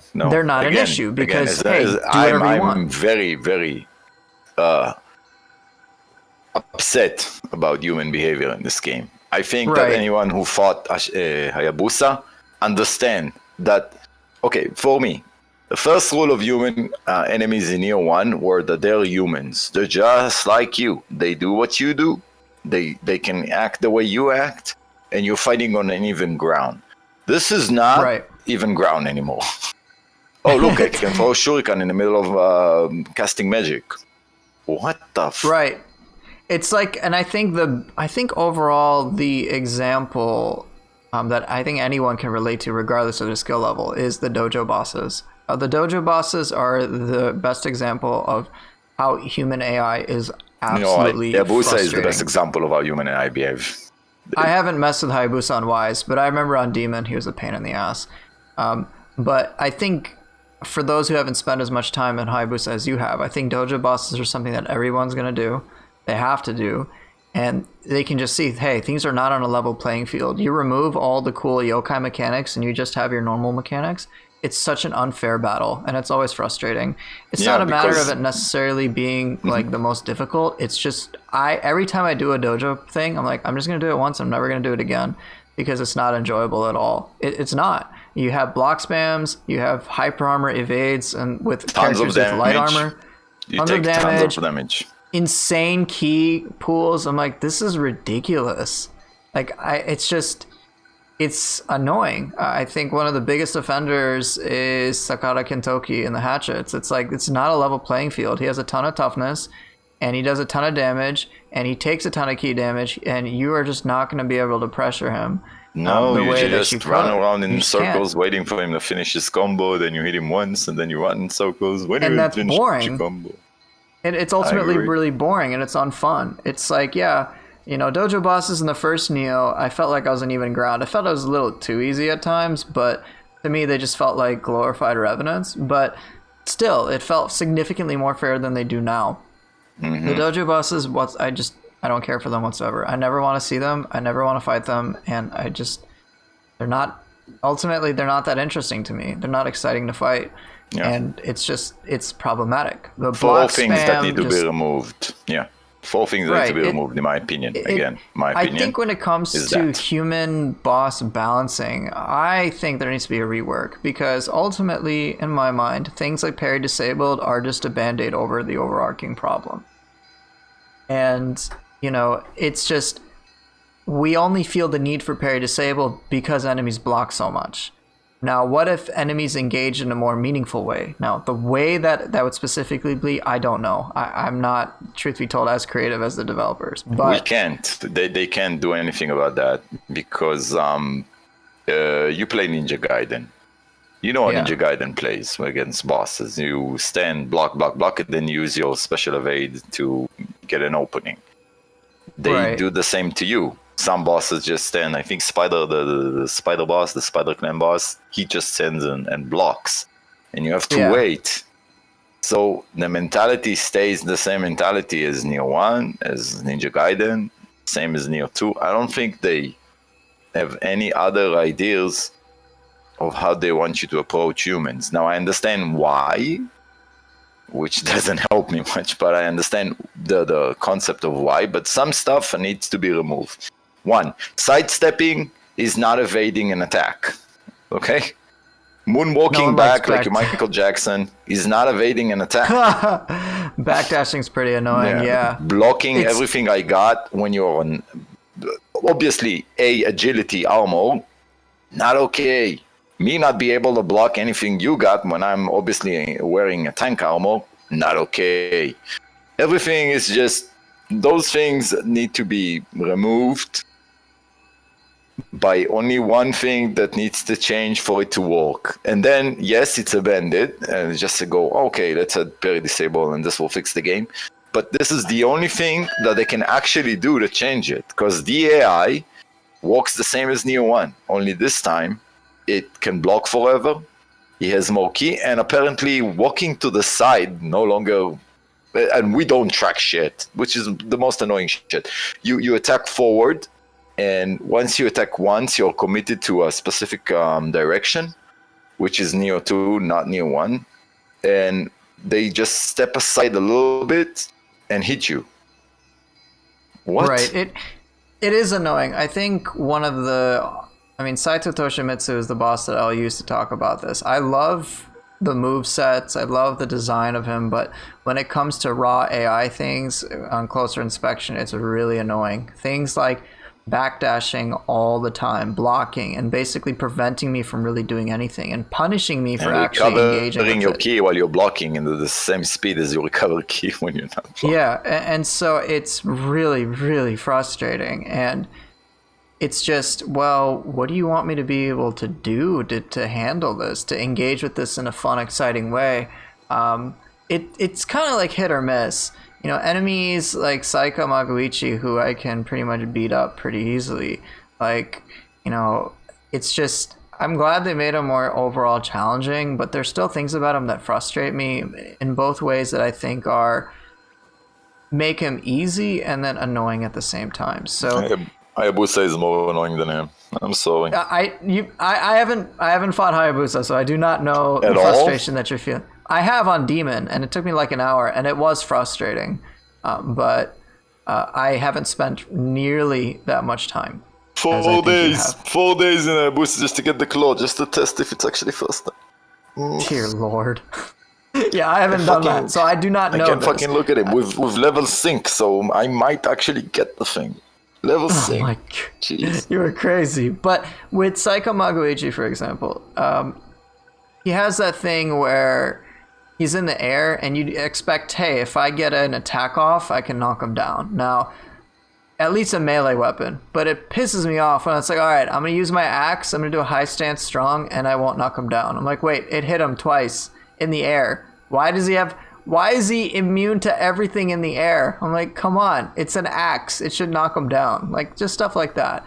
I can understand if it's like, oh, hey, maybe a Sulcor or it's a kunai, you don't want him to get knocked down and be trivialized. Like, I'm cool with that. But I'm using an axe, man, and I'm doing one of the heaviest attacks available. And you're telling me Psycho Magoichi will not only power through it, but will grab me at the right after? Like, get out of here. Like, that's just frustrating. Hyper armor, humans like, hyper armor in the air, okay? Hyper armor everywhere, all the time. Right? Constantly hyper armor. That's frustrating. But then, if you've noticed, I'm able to completely keep him entirely pressured with things like Tonfa Split Staff and really prevent him from being able to do everything. Like, that's not particularly engaging for me either. It just becomes a scripted thing, and I'm just like, yeah, I'm kind of bored of doing that. Gimmick. Like, that's not Humans that great are either. gimmick. There's only one way to do it, and one way to do it. Right. Gimmick. So, if they can find more interesting ways for humans to work, great.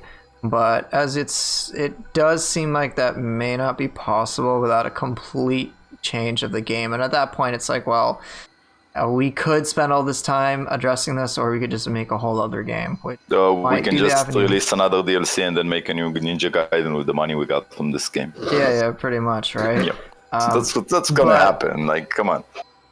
Right, but on the plus side, now it seems that some of the later humanoid bosses that they've created have overall been much better.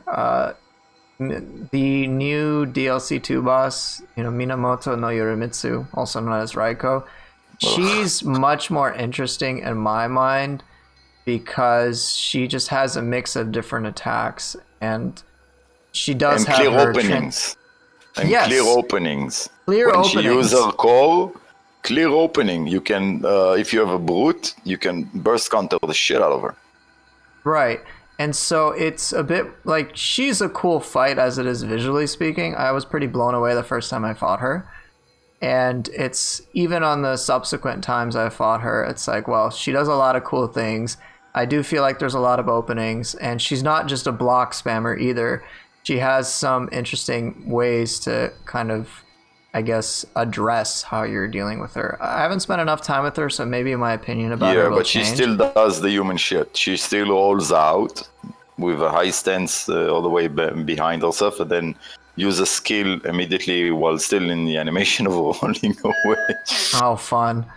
So I guess then it's not as pleasant as I was hoping. Took me 5 tries to beat her on Demon. I beat her on Demon. I said, thank you, I'm not doing this again. And then I remember I have to farm her skill and armor, so... Yeah, but at least when she goes into her Shiftling form, when she... that was at least somewhat cooler, but perhaps I'm just... right now... Look, again, it's an opinion. My opinion, humans suck. No, I'm happy. This is what the podcasts are for, man. I'm totally fine with you completely disagreeing with me. That's what these are for. Fine with that. Again, you can see that shit actually really pisses me the fuck off. This is like, this is something easily, just give us parry disabled. You don't have to overwork everything. Just give us parry disabled for humans, and we'll be fine. Honestly, we'll be fine. Well, I certainly hope they do. I know I'm advocating for something that probably would require a lot of resources. They won't do it because parry disable was meant for PvP. Or never meant for PvE. It's just that everything that you could roll for PvP, you could roll for PvE.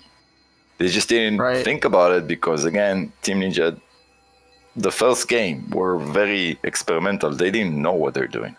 They said it many, many times that this is like a whole new ground for them. And parry disable was countered by enemies walking backwards. That's the beginning of enemies starting a moonwalk. Right. That's actually why I really want PvP to be introduced for Nioh 2. Less to do with actual PvP, which, by the way, would be great. I think having a good player versus player experience would help Nioh. But because of things like parry disabled, because it was so annoying to have, like you're saying, block spamming. It's like, well, I can't do anything, so alright, this sucks. It just feels bad when your options are taken away and there's nothing you can do about it. If you want life improvement things that I think the game should add, I can tell you. Sure. Okay. First thing, break as a stat sucks. Okay. It's a flat number. You don't understand how it works exactly. It means that someone blocking, you do 17 point of damage to his key while he's blocking, but enemies can just unblock themselves in the middle of a block in Nioh 2. So did I actually do the guard key damage, or did I just do damage? Okay. So that's not a thing. I'm not sure how that works. So you need break to get high, to be a little bit higher. Well, what I mean with break being a little bit higher, you need to understand that when you hit someone that's guarding against you, your key cost by hitting him is not going to be as high as him blocking you. Because apparently, if you hit a boss, let's say any boss that blocks, and you hit him like 4 times, and you get bounced back, right? And he just stand there.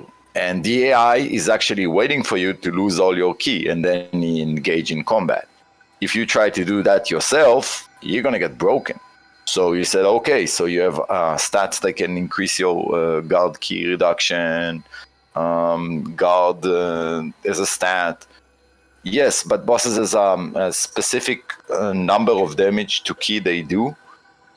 And it's always above your value of actually, able to block it. So that doesn't work well. So those things need to be changed. Those is are confusing. The first things that need to be changed. Yeah. I think I was asked yesterday, like, hey, what's the difference between break and guard key consumption and this and that? And I'm like, well, I'm having difficulty even generating an answer, and I've been with this game for a long time. And I think just having all those obtuse elements does not help a game like this. When you have things like, hey, what are all these numbers? And then they're not organized. And you have, hey, what are all these numbers? Oh, but they don't even mean what they say. And can I increase them? And can I actually make it work? No, you can't. Right. And it's just, you have all this extra confusion, which really does not help. It's not that complicated. Think that, let's say you have 1,500 key. Okay. Heart, let's say, and you got from it 1,500 key. And your enemy value of attacking your key when you're guarding is above 1,500. Okay. Then let's say you have a guard key reduction another 5% and your enemy is still going to break you because it's not going to do one attack and walk away and run to the hills. It's going to hit you twice, so you can't block anything. Okay, so you said I'm going to block one, I'm going to release my guard, and then I'm going to roll back or side or dodge or do something to disengage. You can't do that in Nioh 2 because they're going to track the shit out of you. Yep. So that's not working. Okay, so what I'm going to do is I'm going to block the first attack and then parry the second one, which is obvious, why not? But as soon as the game understand that you're about to parry, it's going to disengage. So none of that is going to help you. And I've seen it many times. I've seen an enemy start an attack, and if I don't guard, he does the whole 3 attacks. Swing, swing, swing. If I guard, he does 1 attack, and if I start a parry, he's gonna back off. He's gonna hop back, incredible distance. They just hop back miles away, and they get iframes when they jump back, which we do not get. So that's not working either. Humans, is pretty annoying. Humans are not fun. Let's be honest, it's a game. The main ideal of the game is I want to be having fun. I want to be engaged in a game. Humans are not fun. human bosses are not fun. Yes, you can defeat them. Yes, you can find ways to trick them, but they're not fun. It's like a chore. They're certainly not nearly as fun as the yokai bosses, which I think is part for of me the they're reason not fun why at all. Like I've never fought Tokachiro. Tokachiro is one of the most annoying humans I ever fought. Yeah, I don't actually care for him. I'm not like excited to fight either form, to be honest. The yokai one's okay, but the yokai is fine. The human is just the human one. The human version of him. I'm not like. I don't actually give a shit about the human version whatsoever, because it's like, okay, well, he's just gonna try to block everything, and yeah, he'll have the parry, which you can dodge out of, but it's like, you know, it pretty much, that's like the biggest factor to him. Beyond that, I don't give a shit. I really don't. It's a hit and run. That's my problem with humans. It's a hit and run. You hit once, and then you have to wait until you actually get an opening again. And when you think you have an opening, they just move to the side, get items from just walking, and counter them and just shit out of you. So humans, no fun. Tokachiro, no fun. Yes, they did a better job in the DLC overall. I think they actually did a better job in the first DLC. The game was a little bit more fair than the second one. The second one is... They didn't have... They only had one human boss, right, in the first DLC? But that boss was a complete joke. The dual swords guy, who's just basically a revenant. Yeah, remember? But the whole level to him is full of enemies, and everything just tracks you, and he hides behind them. That's the worst thing they did in Nioh 2. Enemies just hug each other. They just stand behind each other all the time. You're trying to attack this guy, the enemy is gonna walk around you and off your camera and attack you. What? Why? Yeah, no one likes getting off-screen hit. Mm-hmm. Yeah, no one likes the off-screen hits and stuff. Yeah, this is not God of War. We don't have the tools to deal with it. Yes, split stuff have given us more range and more ability to control around us, and some cores do a good job in, attacking all around. But this game is specifically made for one-on-one. Right, and not to mention, one other thing that makes it annoying is locking on. Because it'd be nice if like I could actually see the targets I'm hitting with. One of the other annoying things with Saika Magoichi is when he teleports, the game will force you to find him and lock on again. Like you have to do that. It's not like, oh hey, he teleported, and now your camera, he's in a different position, but your character. That's a problem in a lot of games. It's not the only game. Teleportation or movement or anything pretty much remove the item from the game and then respawn it again. So you can't be locked on into something that is not there. Right, but what's interesting is with, say, the cart, the new yokai, even it does kind of this weird teleportation thing in the Dark Realm, but you're still locked onto its position like the whole time.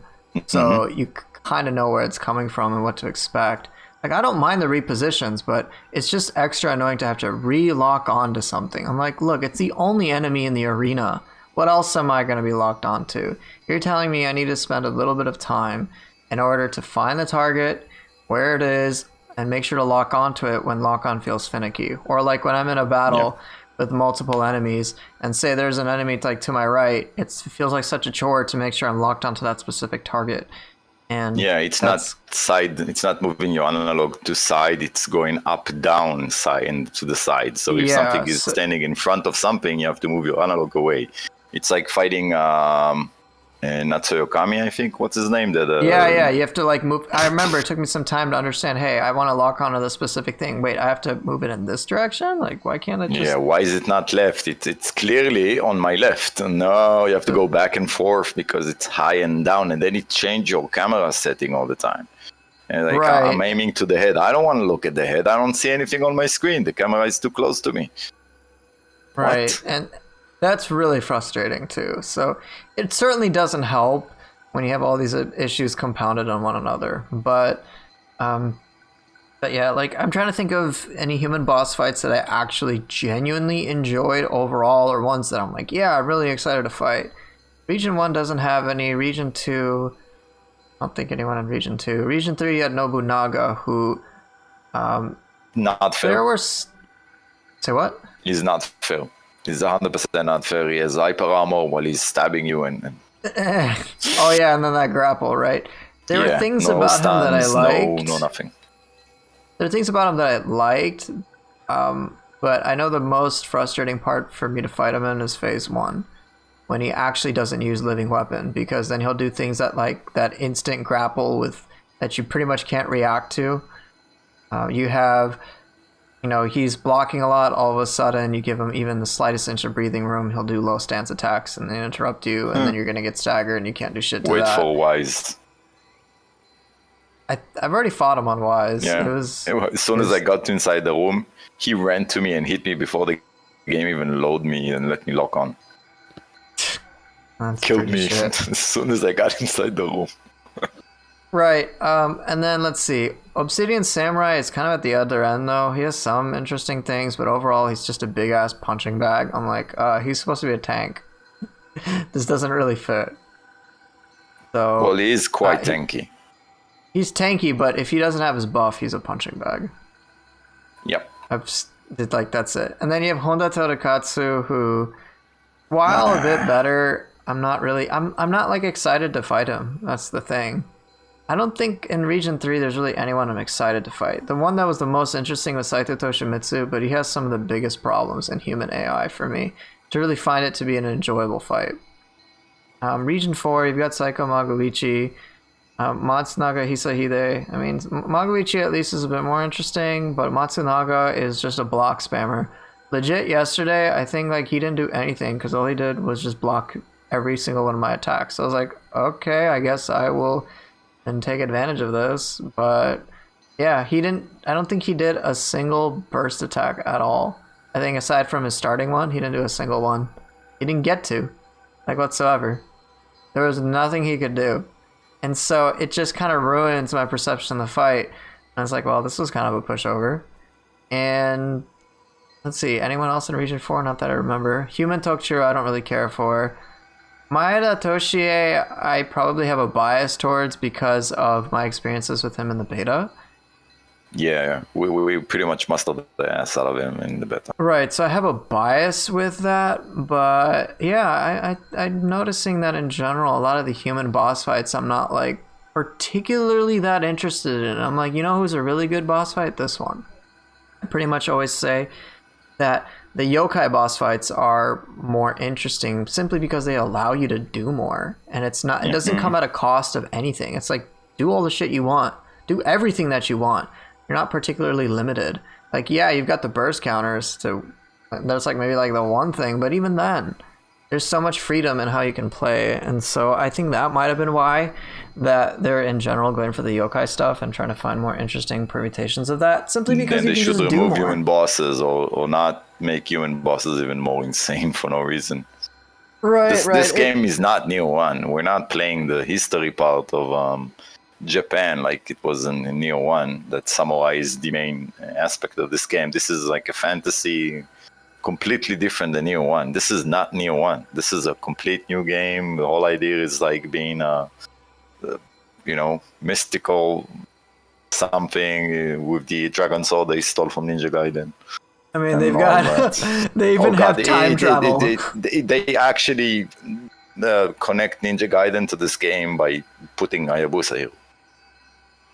Yeah, I mean, it's not a pure historical thing. I mean, they have it there as a backdrop, but there's very clearly, as you said, like a different Nioh 1 was fantasy an direction. historical story that most people didn't care about.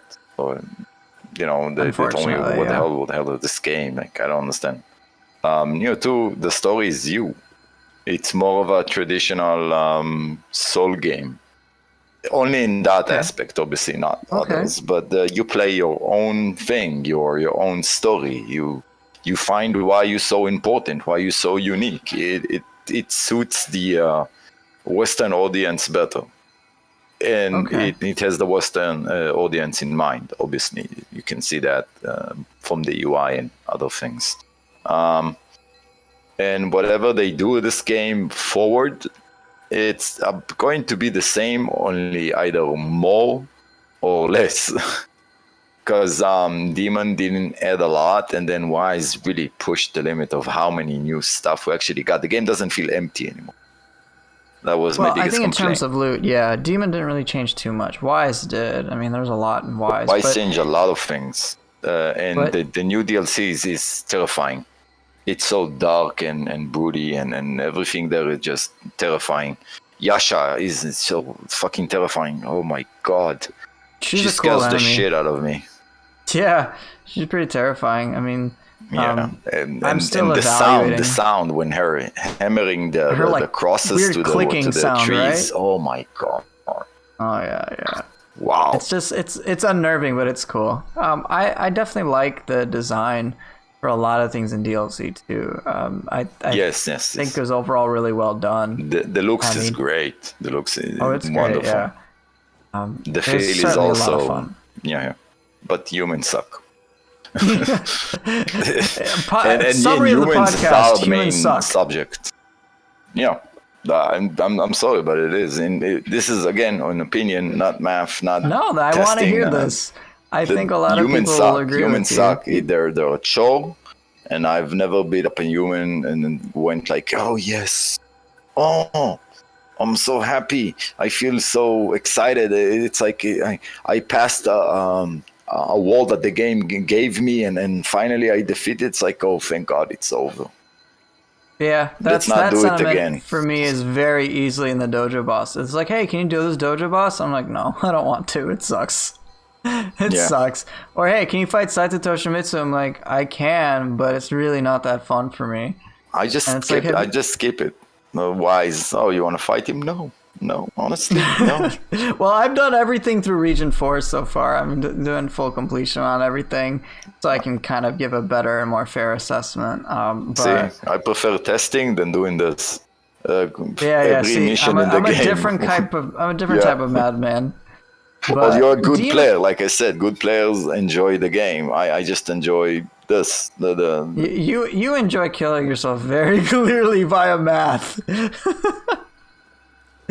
Death by mathematical analysis. That's a new one. Death by Hayabusa. 4 days. Death by Hayabusa for 4 days. And he didn't drop the fucking crazy. You're crazy. And I refuse magic. I refuse to use anything. I keep fighting him without anything, and he kills me. Then I get a kill on him, and I'm like, maybe this time. Nope. Wait, you don't like the fact that as soon as you're out of key, that it's basically instant death? Because that's what kept happening to me. I love the fact when I block, he just spam every attack he can without being, ricocheted away from me like I am on every fucking enemy in the game. Love it. or being thrown shurikens from distance, although I'm already moving, or every attack he has that tracks me forever, or getting out of my camera and attacking me from the side, although I'm attacking forward. Love it. Oh yeah, I guess bosses like him really kind of magnify some of the issues with human AI. But he was supposed to be an asshole. That's a Team Ninja joke for sure.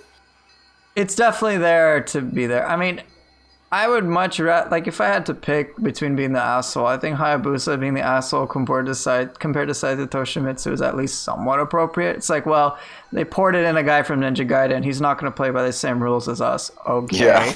Yeah. But I can understand for 4 days, you're going to be like, yo, I don't want to deal with this shit anymore, man. I don't want to deal with that. Yeah, today I got crazy. all the way to Tokachiro. You know me, I just speed run to the bosses because I really don't want to do the levels. And right.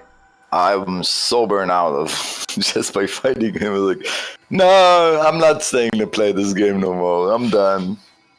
I'm going Ghost of Tsushima, play New Game Plus, see what's new there.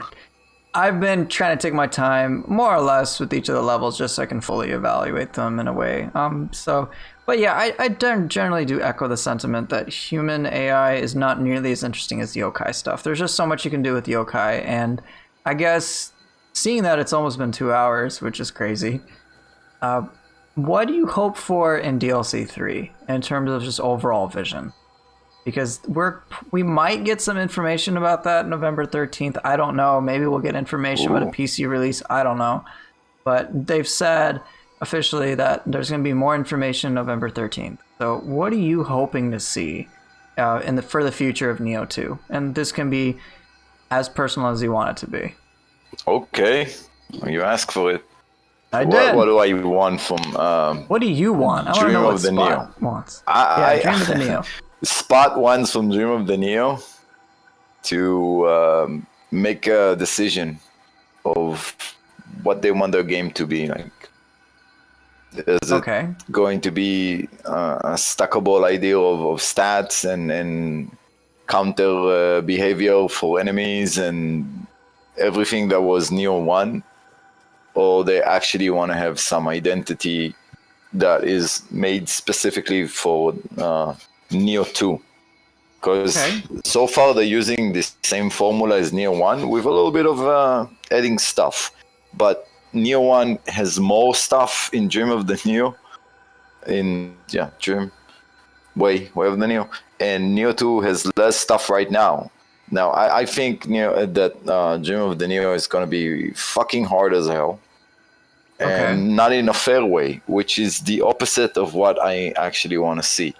I want the game to become a fair game, which means whatever works, whatever doesn't work, don't force us as players to change the way we approach things just because you're not willing to work on your bosses, on your enemies, on the way they behave. It's just those things are the reason why I do speedruns to end. Like, I just want to finish well otherwise. I just want to get to the end, get the scores that I want, start farming, testing whatever I need to test, see what I like, what I don't like, put numbers on the table. And as soon as Dream of the Nioh comes in, I don't want to see the one-shots anymore. I want the hitboxes to actually make sense because they're getting worse update to update.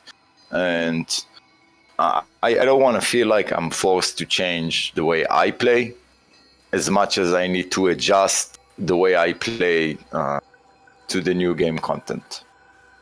Personal opinion, obviously.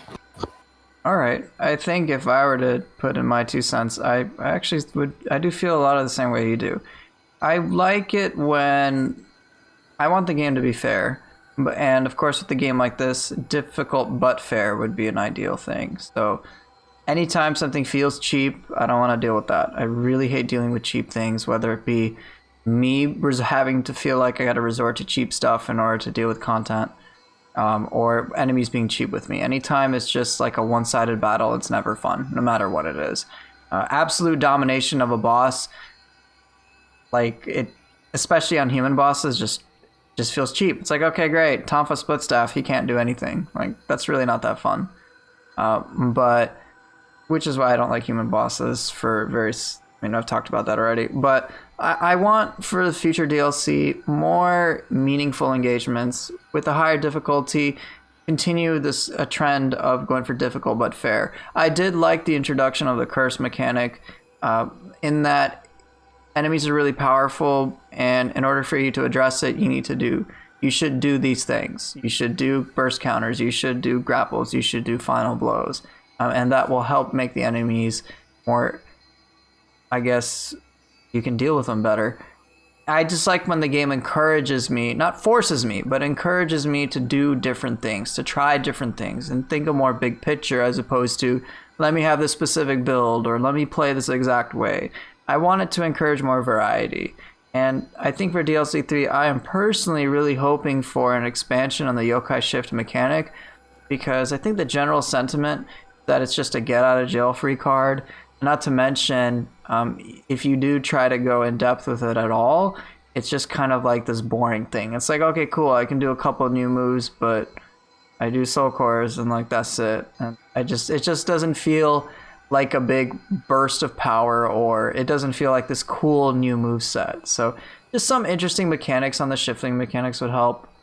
The shifting dimension would help. So I guess to try to summarize, I hope for a continuation of difficult but fairness, because that's important, and then an expansion on mechanics and just encouraging me to try more things. That would be good. I think DLC 2 did a good job in encouraging me, at least, to experiment with builds, since that's not really something I do. I never really care for. So I think they did that well, and I hope Dream that Nioh does something more for the gameplay side of things.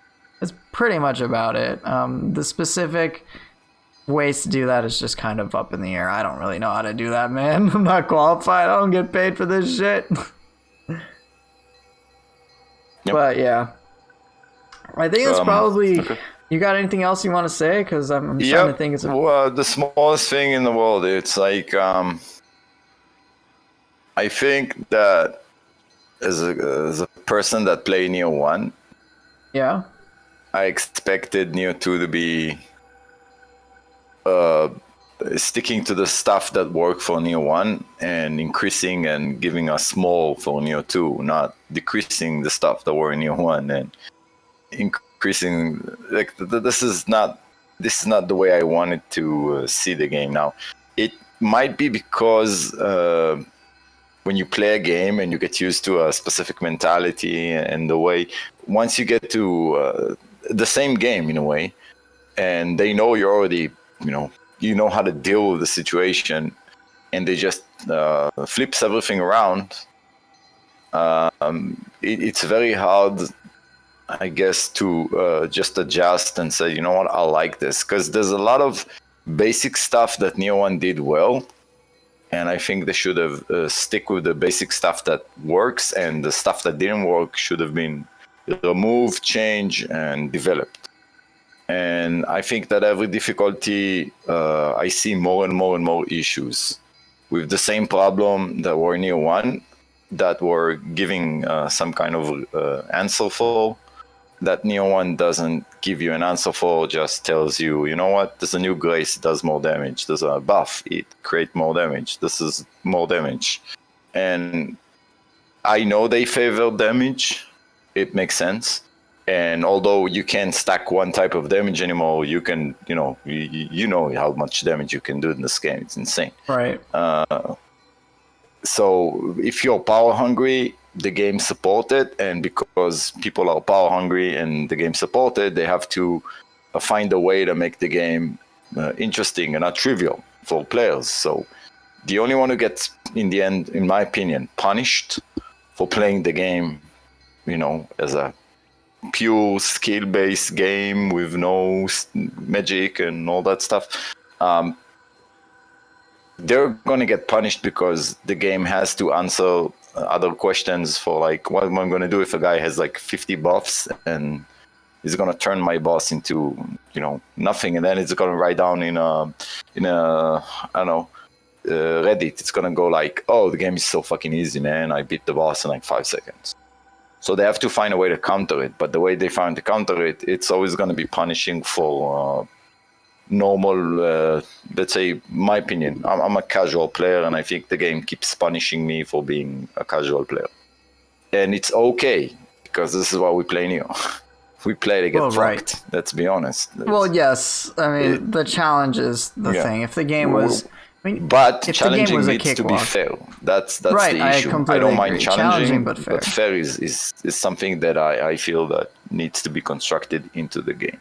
And again, this is why I'm not very popular in my opinions, because I don't like the color coding of, look, this is how the game works, it's fine.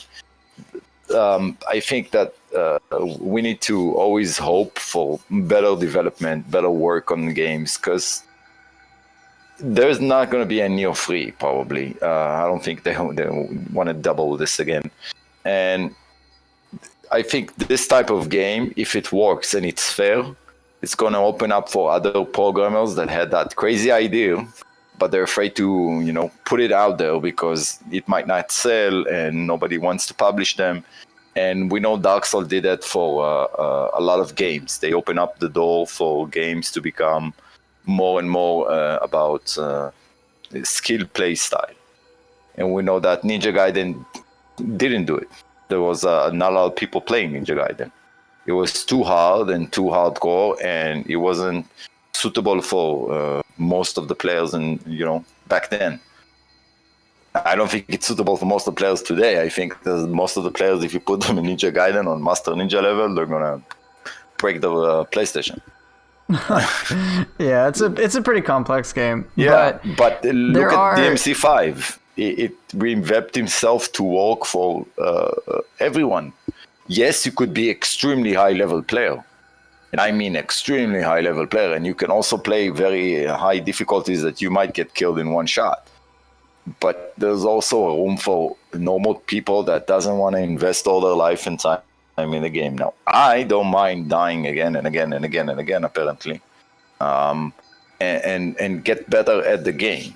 But I want my punishment to be because it's a fair trial. It's because I failed to acknowledge something, because I didn't read the movement right, because I didn't pay attention to my key consumption, stuff like that, you know. And that was the main idea of Nioh 2. And I think that Samurai and Strong were completely balanced.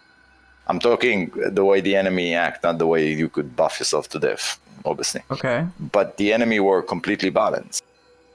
And yes, it got a little bit easier in time, as it should be, because the better you are, the easier it's going to be. You can't just make a player bad after, you know, chaining hours to hours. And I think Demon did a nice step up in the difficulty level by removing some of the burst attacks. And I think Wise is like a big curve. And I think Nioh Dream of Day is going to be a huge curve. The question is, the curve is going to be about fairness, or it's going to be about just making your life miserable. And that depends on the player, obviously, not on the game. And I think the developers are showing the direction they want to go with the game. So yeah, that's it. Like, I got more, but like you said, 2 hours. Dude, it's as you can tell, we can go on for hours, and it's already been over 2 hours. Yeah, and it's always sound. By the way, I always sound like I'm hating on the game and I don't like anything and fuck this. No, I didn't get that vibe personally. If there's someone who bitches about the game the most, it's probably me, right? Hence these podcasts. Bitching about the game means you care about it. Caring about something is okay.